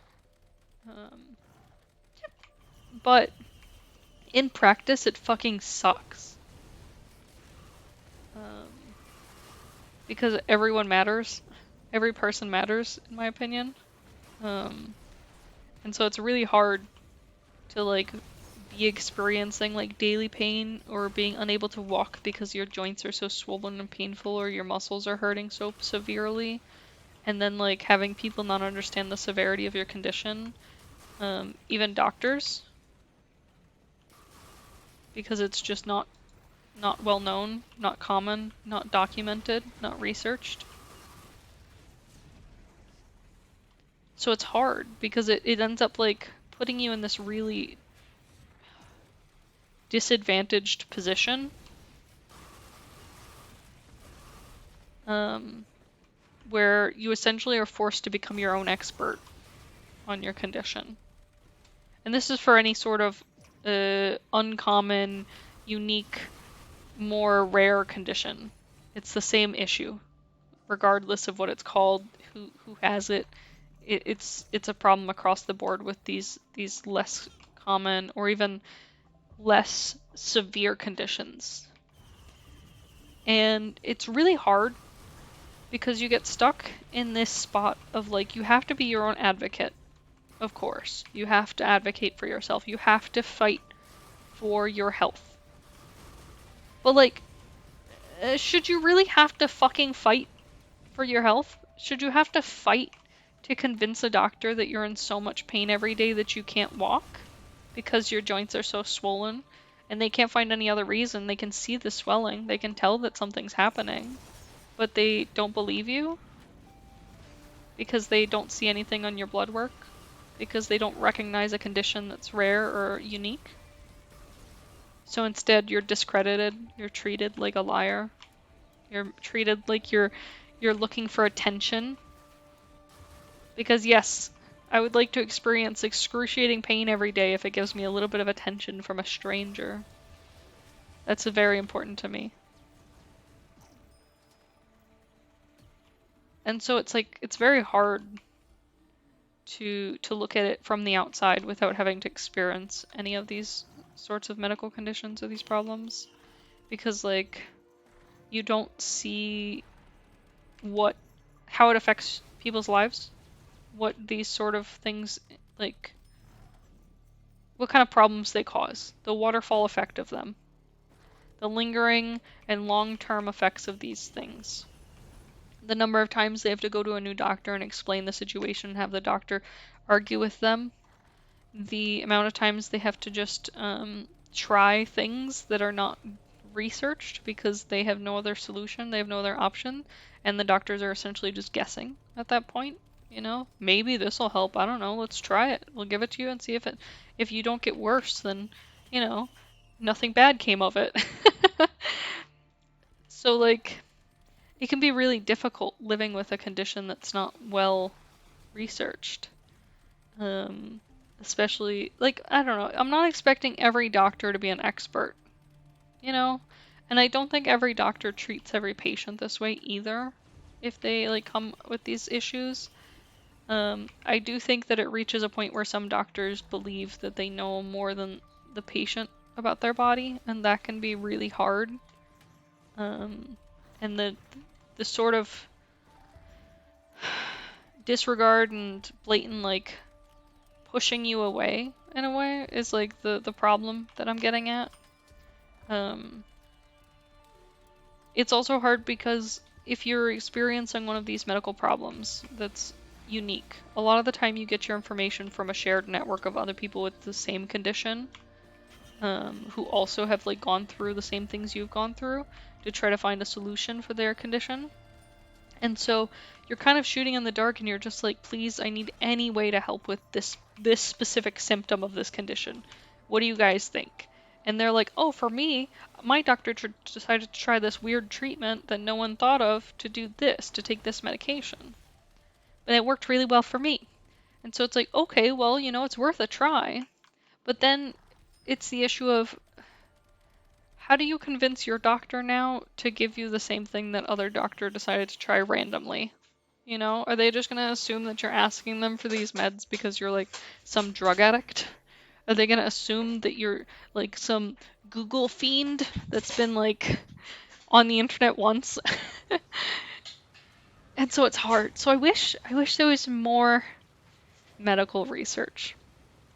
And I hope that one day we get to the point where we understand more about these medical problems and we give people the opportunity to explain it and to explain their viewpoint of those medical conditions, because I think you can learn a lot from somebody who's experiencing something. And a lot of the time, like, you find that things are related that you never thought were related.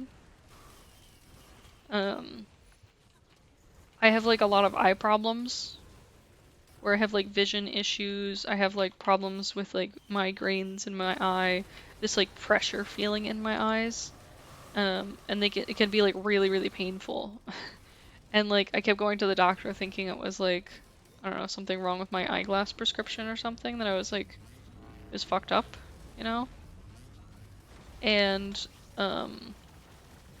you know, from talking to other people with a similar condition, it turns out that it's a common thyroid thing, that like when you have thyroid issues, it's not uncommon for you to also end up having eye issues. And it's like, who thought to tell me that? You know, like the information just didn't come across. It was not shared with all parties. And so like, even that sort of stuff. Like finding correlations between conditions that you may not assume are different or completely unrelated. I feel like even that is something that's not really done. Because you come to a doctor with a problem. You tell them your problem. You tell them the symptom of your problem. You tell them when the symptom started. And they essentially do research and use their knowledge to guess it and assume, make educated assumptions in order to test to hopefully diagnose the condition. And, you know, they're doing their best to diagnose it. You're doing your best to fix your issues. And so all parties involved are looking at the same goal. However, when you do it that way, it's literally like the joke of like, I want a doctor like Dr. House. Because when you go to Dr. House, he looks at everything that's ever happened to you and every symptom you've ever had in your life. And he says, could this have been a long-term thing that you've been dealing with forever? Are you actually dealing with this? And you're like, wow, you've solved my condition. I've been living with this all my life, suffering, and nobody has looked at the big picture. And you've done it. You've figured me out, sir. But, like, realistically, like, doctors just don't have the time frame to, like, sit down and, like, look at your full medical history and, like, research every, like, symptom you've ever had and then research if it's connected and then research. Like, it's just, that's not realistic. Like, for that, you'd have to have, like, a personal doctor. That their sole job was diagnosing your medical problem and you paid them, you know, 40 hours a week, a ton of money, you know? Like, it's not something that's, that just, like, a doctor you see for, like, half an hour is gonna be able to give you an answer to. And that sucks, for sure. But, like, I don't know, it also just doesn't feel realistic to assume that that would be possible. That finding an answer in that short period of time would be possible. And so it's like, yeah, you know, you schedule follow-up sessions. Like, well, that's why I've had 30 doctor's appointments in the last 2 months, you know? But, like, at the same time, it's still, again, the same problem. Each time, it's almost like a restart because you're reminding the doctor of what you've talked about before. Because they don't only have you as a patient, they have hundreds of other patients. So they're not solely focused on you and your health. And so like the second you leave, they forget what's your medical history, you know, what's your problem, what's going on with you is gone. I don't blame them, you know. The second a ticket leaves my desk, it's done. Like, you come to me and ask me about it 2 weeks later, I'm not gonna remember what you're talking about. I'm gonna need clarification. Like, it's not like I'm storing all those things in the back of my mind in case somebody asks me one day. Like, once I don't need it, it's gone. So it's hard. I don't know. I like hope that we find a better system for it, a better way to sort of map these things and like compare items and say like, okay, well, you have all of these things that you've experienced. Well, you know, every 6 months you report this medical problem. You know, maybe you have this. But like a lot of that tracking is left to the patient to like monitor and say like, oh, how many times have you felt dizzy in the last year? I I don't know. I'm just gonna throw a number at you and guess because I have no fucking idea. Who would know that? Who tracks themselves that much? Who has the time? Damn. Like honestly. I wish I had the time to like write down everything like that I was feeling every time I got a migraine, you know, what the migraine felt like, all the details about it. Whew. You know, if I had the time for that, then, you know, maybe we'd have figured it out by now. But like tracking that stuff is hard. It's a pain. So I hope there's some medical advancement at some point in the near future that figures out a better way for us to monitor people's health, both mental and physical health, to ensure that we're properly diagnosing people, we're properly educating them on their conditions, and we're properly ensuring that, you know, we, like doctors themselves, are actually educated on the conditions of their patients. Because nothing sucks more than going to a doctor and being like, I'm experiencing this issue, and then being like, oh, well, I don't know what to do for you. Let me Google it. I don't know, Google says this, so I guess we'll try that. Or, well, I looked at the book, and even though you say you're experiencing this problem, your levels are normal, so we're not going to do anything. And it's like, okay, well, like, I don't know, then the number of what's normal, with the decision of what's considered a normal range was decided based on one study of like 20 people. Is that actually correct? Like, can we maybe try some other studies, or maybe try, you know, just adjusting it and see how I feel and then doing it based off of like my medical preference? But no, no. I don't blame doctors. They've got a hard job. That's why I wish that like we could find some advancement that works, you know, both, oh fuck, these guys, both scientifically speaking and like uh, um, technology speaking, that allows us to sort of improve upon our current situation when it comes to caring for people's health. Because I think that would be like a huge change, sorry, that people could benefit from. You know, just my 2 cents, but like, I do think it's important to consider like how people are affected by lack of sharing of information, and how people are affected by things that we assume based on a small amount of data. Because like I do feel like there's still a lot of like medical issues that are just not properly researched. There's not enough knowledge on like them. There's not enough understanding of what's causing them, like what to do for them and stuff, and like it fucking sucks.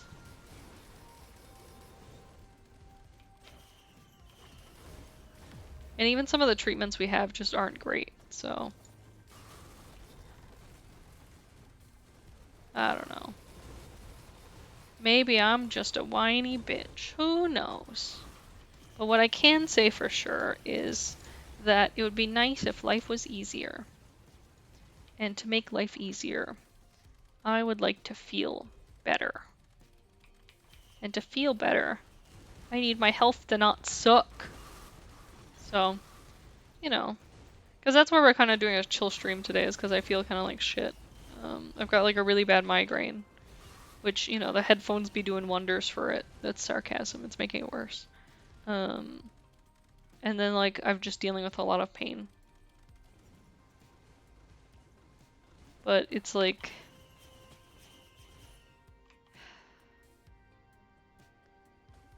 I feel like on days like this, I look around at people who are super healthy and I feel just this intense, angry jealousy. Because, like, they don't have to worry about anything, you know? Their life must be so easy in comparison.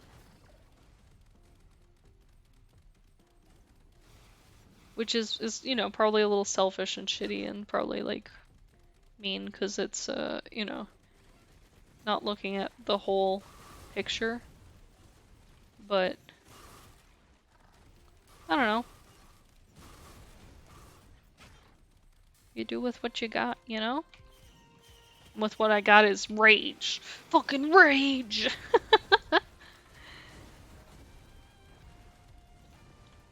I don't know. Maybe one day they'll find a solution. They'll decide that like thyroids aren't needed or something, and then they can just like cut that sucker out and be like, goodbye, bitch. And then I don't have to worry about anything.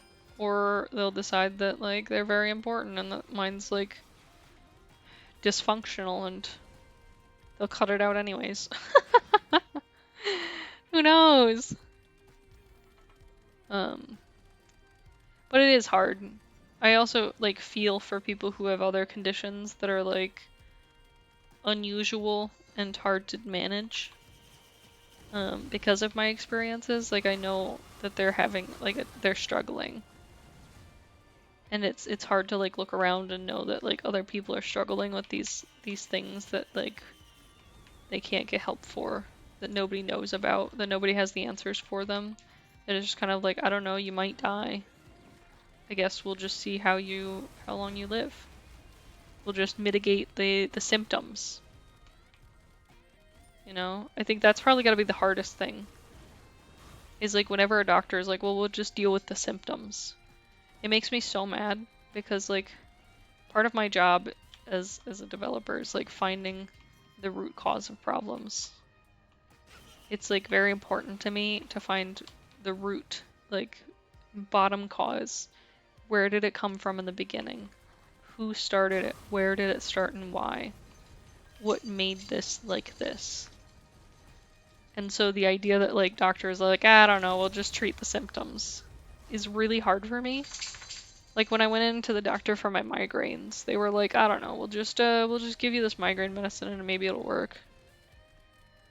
And that like felt like such a fucking slap, you know, because it's like, I don't know if you know, sir, but I am literally like crying all the time because of how bad my head hurts. I feel like I'm dying. I can't see sometimes. Like, do you know what it's like to go temporarily blind? Like, do you know what it's like to be in such pain that you cannot physically open your eyes because they like are fighting you? And you're just like, I don't know, there's probably a reason, but like, we'll just throw those meds at you and, you know, figure it out. Hopefully this will work. We'll stick this band-aid on it and just keep ignoring it. And it's like, fuck, man. Maybe, like, look at the problem and tell me if there's, like, a solution. And I think that's the hard thing, too, is, like, on one hand you want an answer, but on the other hand you're like, what if there is no answer? What if there is no fix? What do you do then? Like, are you supposed to just give up? And it feels like, yeah, that's what some doctors do, is just fucking give up. They're just like, sucks. I can't do anything else. But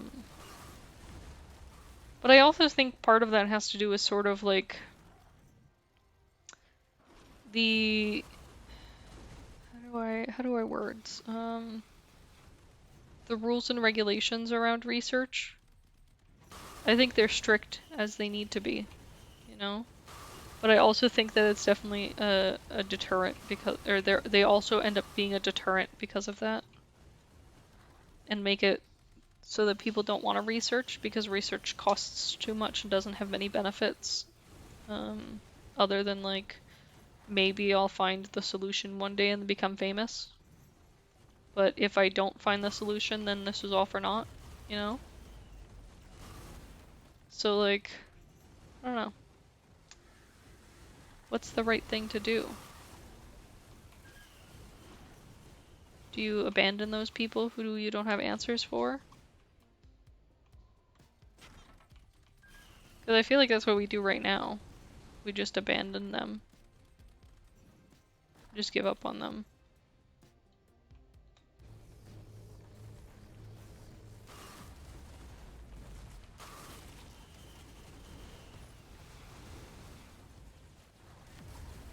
But what do I know?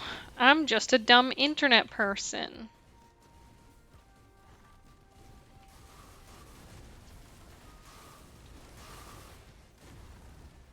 I'm trying to think of something like less depressing to talk about, but I'm like in such a like a black mood because I'm not feeling well that I'm like, let's be sad. Let's be sad. Yeah. So it's not going well, guys. I don't know what to talk about. I could complain. I could just complain. I keep losing my voice. It's just getting worse as like time goes on. Like I feel like I lose my voice all the time. It's more likely for my voice to be gone than for me to be able to like speak to you normally. I guess I wouldn't say it's like completely gone. It just like changes tone completely and becomes like super raspy and like hard to. It feels almost like I'm forcing it out. And can be like a little painful.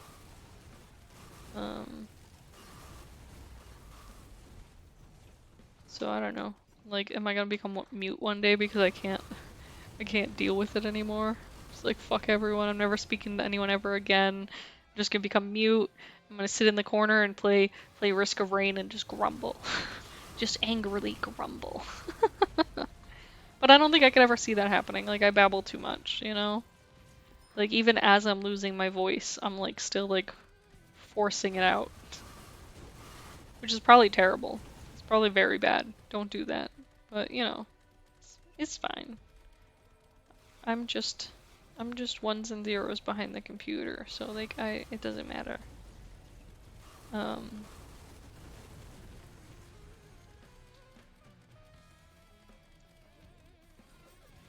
Speaking of ones and zeros, coding has gotten me so like in the mindset that zero is where like lists start. That like the other day I sent a list to somebody and it started at 0 and they like literally messaged me back and were like, why did you start it at 0? That's weird. And I was like, oh, you're a normie. I see. Just feels bad.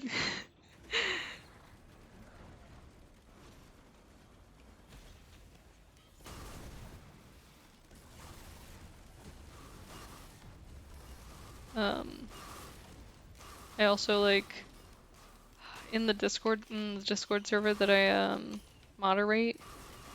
Oh, man, somebody was like, they posted and they were like, yeah, I'm a professional developer. Ask me any questions you want. And like, I don't know. Whenever I see like statements like that, I'm just like, oh, this is a child who thinks they're cool. That's fine. Let me crush them. 'Cause I'm an asshole. No, it's just like I worked really hard to get where I'm at, and I still don't really think that I'm like good enough to be considered a professional developer. And I know so many other developers with imposter syndrome that it almost feels like a real fucking slap in the face when somebody's like, I am a professional developer, I know everything. It like pisses me off, you know? It feels like, hey, maybe you should shut the fuck up, kid. So like, I asked them, what their naming preferences were. Camel case, snake case, or, what's the other one? What's the other one that I said?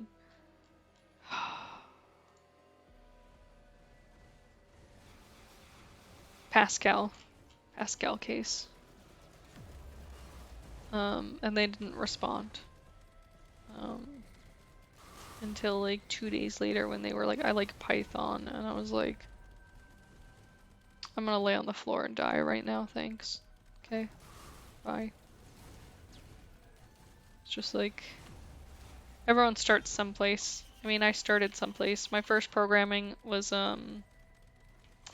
like ActionScript, which doesn't exist anymore. So that was real fucking useful. Yeah, miss that. It's like you go through all this trouble to learn how to like make games and animations using like a specific language, and then it just dies a few years later. You're just like, oh, okay, that's fine. Feels real great. Definitely very, very big confidence booster within the industry. So that's great. But no, I don't like shitting on people for the languages that they know, but I do get frustrated when people are like, I'm better than you, or I'm an expert. Because I think like no matter what, all through your life you're gonna be learning, and you're never gonna be an expert in anything, no matter what. Like I don't care how much you know about something, there's always more to know. There's always something that you don't know, you know? That's a joke, because when I say you know, you don't know, because, yeah. Get it? Never mind, I'm an idiot. But yeah, I don't know, it's just those super overconfident people that kind of like leave a bad taste in my mouth, you know? I just don't like when people think that they're better than everyone else, or that they like look down on others who might be having a harder time because they're like, I am the best, or I know everything about this. It's just, blah, blah, you know? I'm gonna keep saying it. I just don't like it. I don't think I'll ever end up being like that. I really hope I don't ever end up being like that, to the point where I like, I don't know, show off like that, I guess you could say. I mean, like, I know very clearly that I'm like a trash programmer. And I know very clearly that like I'm only semi-okay at my job, like I survive. You know? And I think other people should like maybe know their place. I don't know.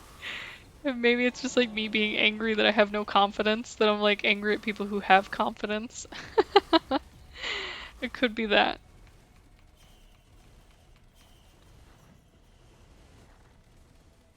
Maybe it's like the feeling of like what gave you the right to be so confident. But I don't know. That's probably just my salty bad personality coming out. I keep like flying past the portal and losing it. Where is it at? There it is.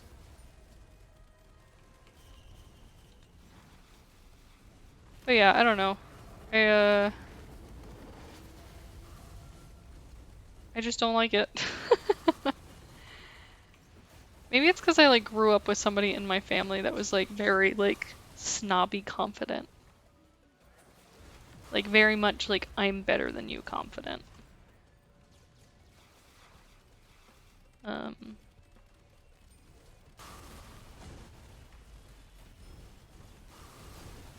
Or like, I guess they were kind of like the, your existence is pointless, like you don't matter at all confidence, you know? Maybe that's a better way to say it. Because it wasn't necessarily that like they were confident about like one thing. It was like everything they did, they were like, I'm the best at this. I know everything about this. When I was younger, I was this, you know, like, and then at the same time, they would like put me down by being like, yeah, you'll never be smart enough to do this, or have a job that pays this much, or any of these things. Yeah,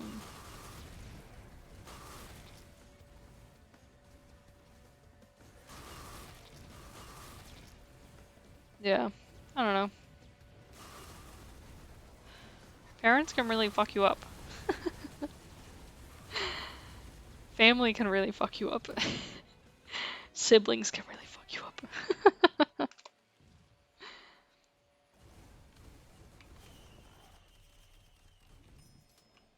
I think sometimes people just don't realize the power that they have in the words that they say. So just always remember, you know, something that you said to somebody, they might remember forever. It might like drastically affect their life. Talking to you, you know what you said. You think there are gonna be any scavengers? I feel like it should be the point to where scavengers start showing up.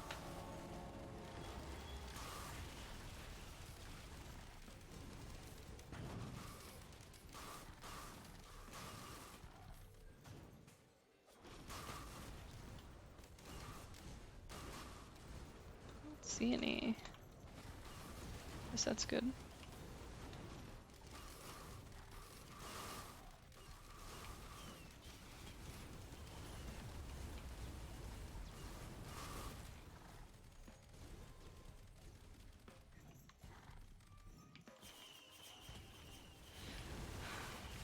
Man.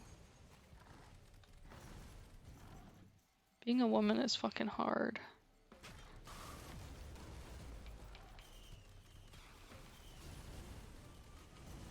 I feel like, each gender affords, or well, every gender kind of affords their own, like, little pocket that they carve out into the world of,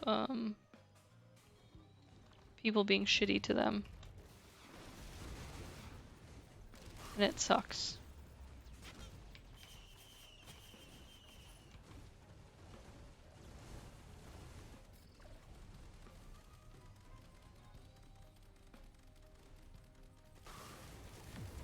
I was thinking about that, like, Andrew Tate stuff.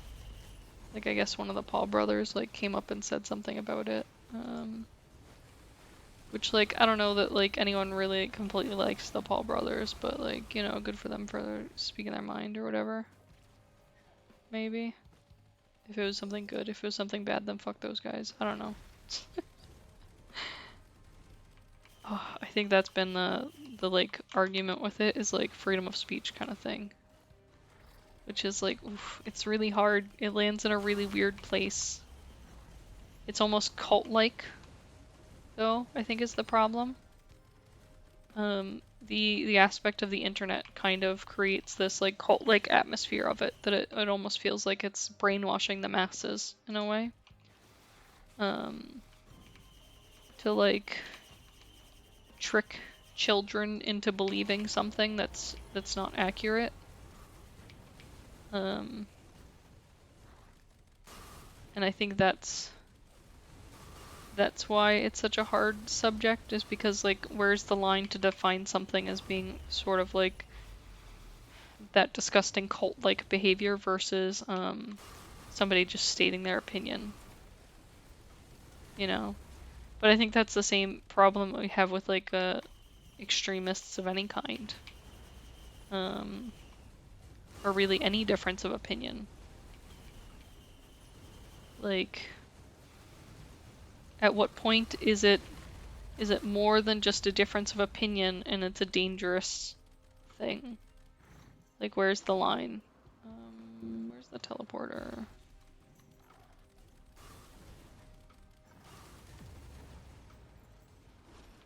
I don't pity the people who are shitty, who, like, get lots of, like, like, people being angry at them. But I do pity the systems that have to fight for blocking things. So, like, what I mean is, like, let's say Facebook or, like, TikTok or YouTube having to, if they ban someone for something that they said, and the argument is, oh, well, it was their freedom of speech to say that thing. And then that platform has to argue, well, it's our platform and we make the rules. that's really hard. Like, I feel bad for the platform in that aspect, in that way. As much as, like, I hate, like, these large corporations that sort of, like, feed off of the weakness of the, you know, the masses. But like, I don't know. It just is such a weird position to be stuck in, of where you're essentially forced to say that you're taking away someone's freedom of speech. But like, I don't know, it's like you wouldn't go into your job and tell your boss to fuck off and then tell him it's freedom of speech so they can't fire you. They'd still fucking fire you. You know? So it's weird. It's trying to decide where the lines are, where the right and wrong is. I don't know, like I can't imagine it being easy to try to make that decision as a business either. Like having to look at the full picture and say like, okay, well this is gonna negatively affect us like press wise, but like we have to make a stand, you know?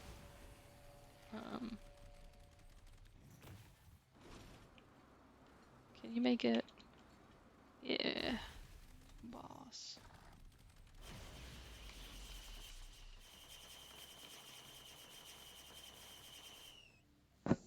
But I don't know. I also feel like I have pretty strong opinions, so like I don't like budging on them. So if I disagreed with somebody, I would definitely be like, no, get out. If I was a job.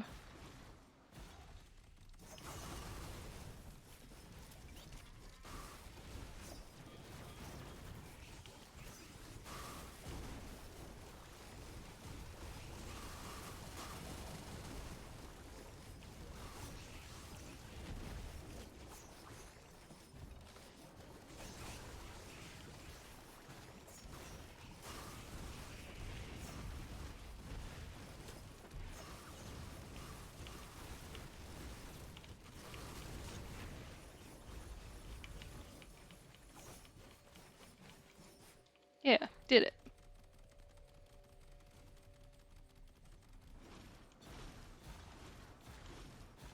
Look at me go. I've already collected this log like 100 times, but I just like it.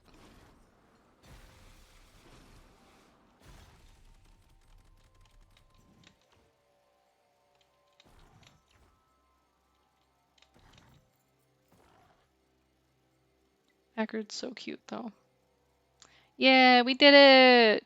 Nice job, kiddos. Look at that face though. I don't know which skin color I like better, but I think I like this one because he's got the little glowing eyes. But yeah, that's all for our stream today. It was about 2 hours and 15-ish minutes. I appreciate you guys chilling with me. I know, like I said, today's kind of a bleh day just because I don't feel good. So I feel like I've just been kind of whining a lot. So I'm sorry that you had to listen to me.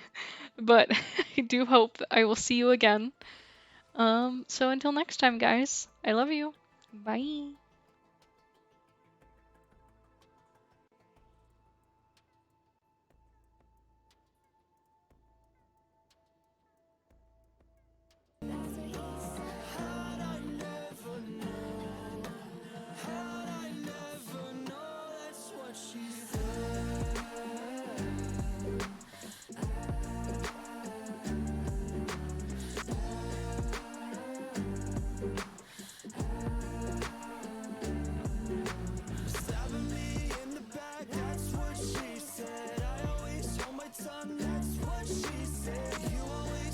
Sure, that's what she said. Oh, violets are blue, roses are red.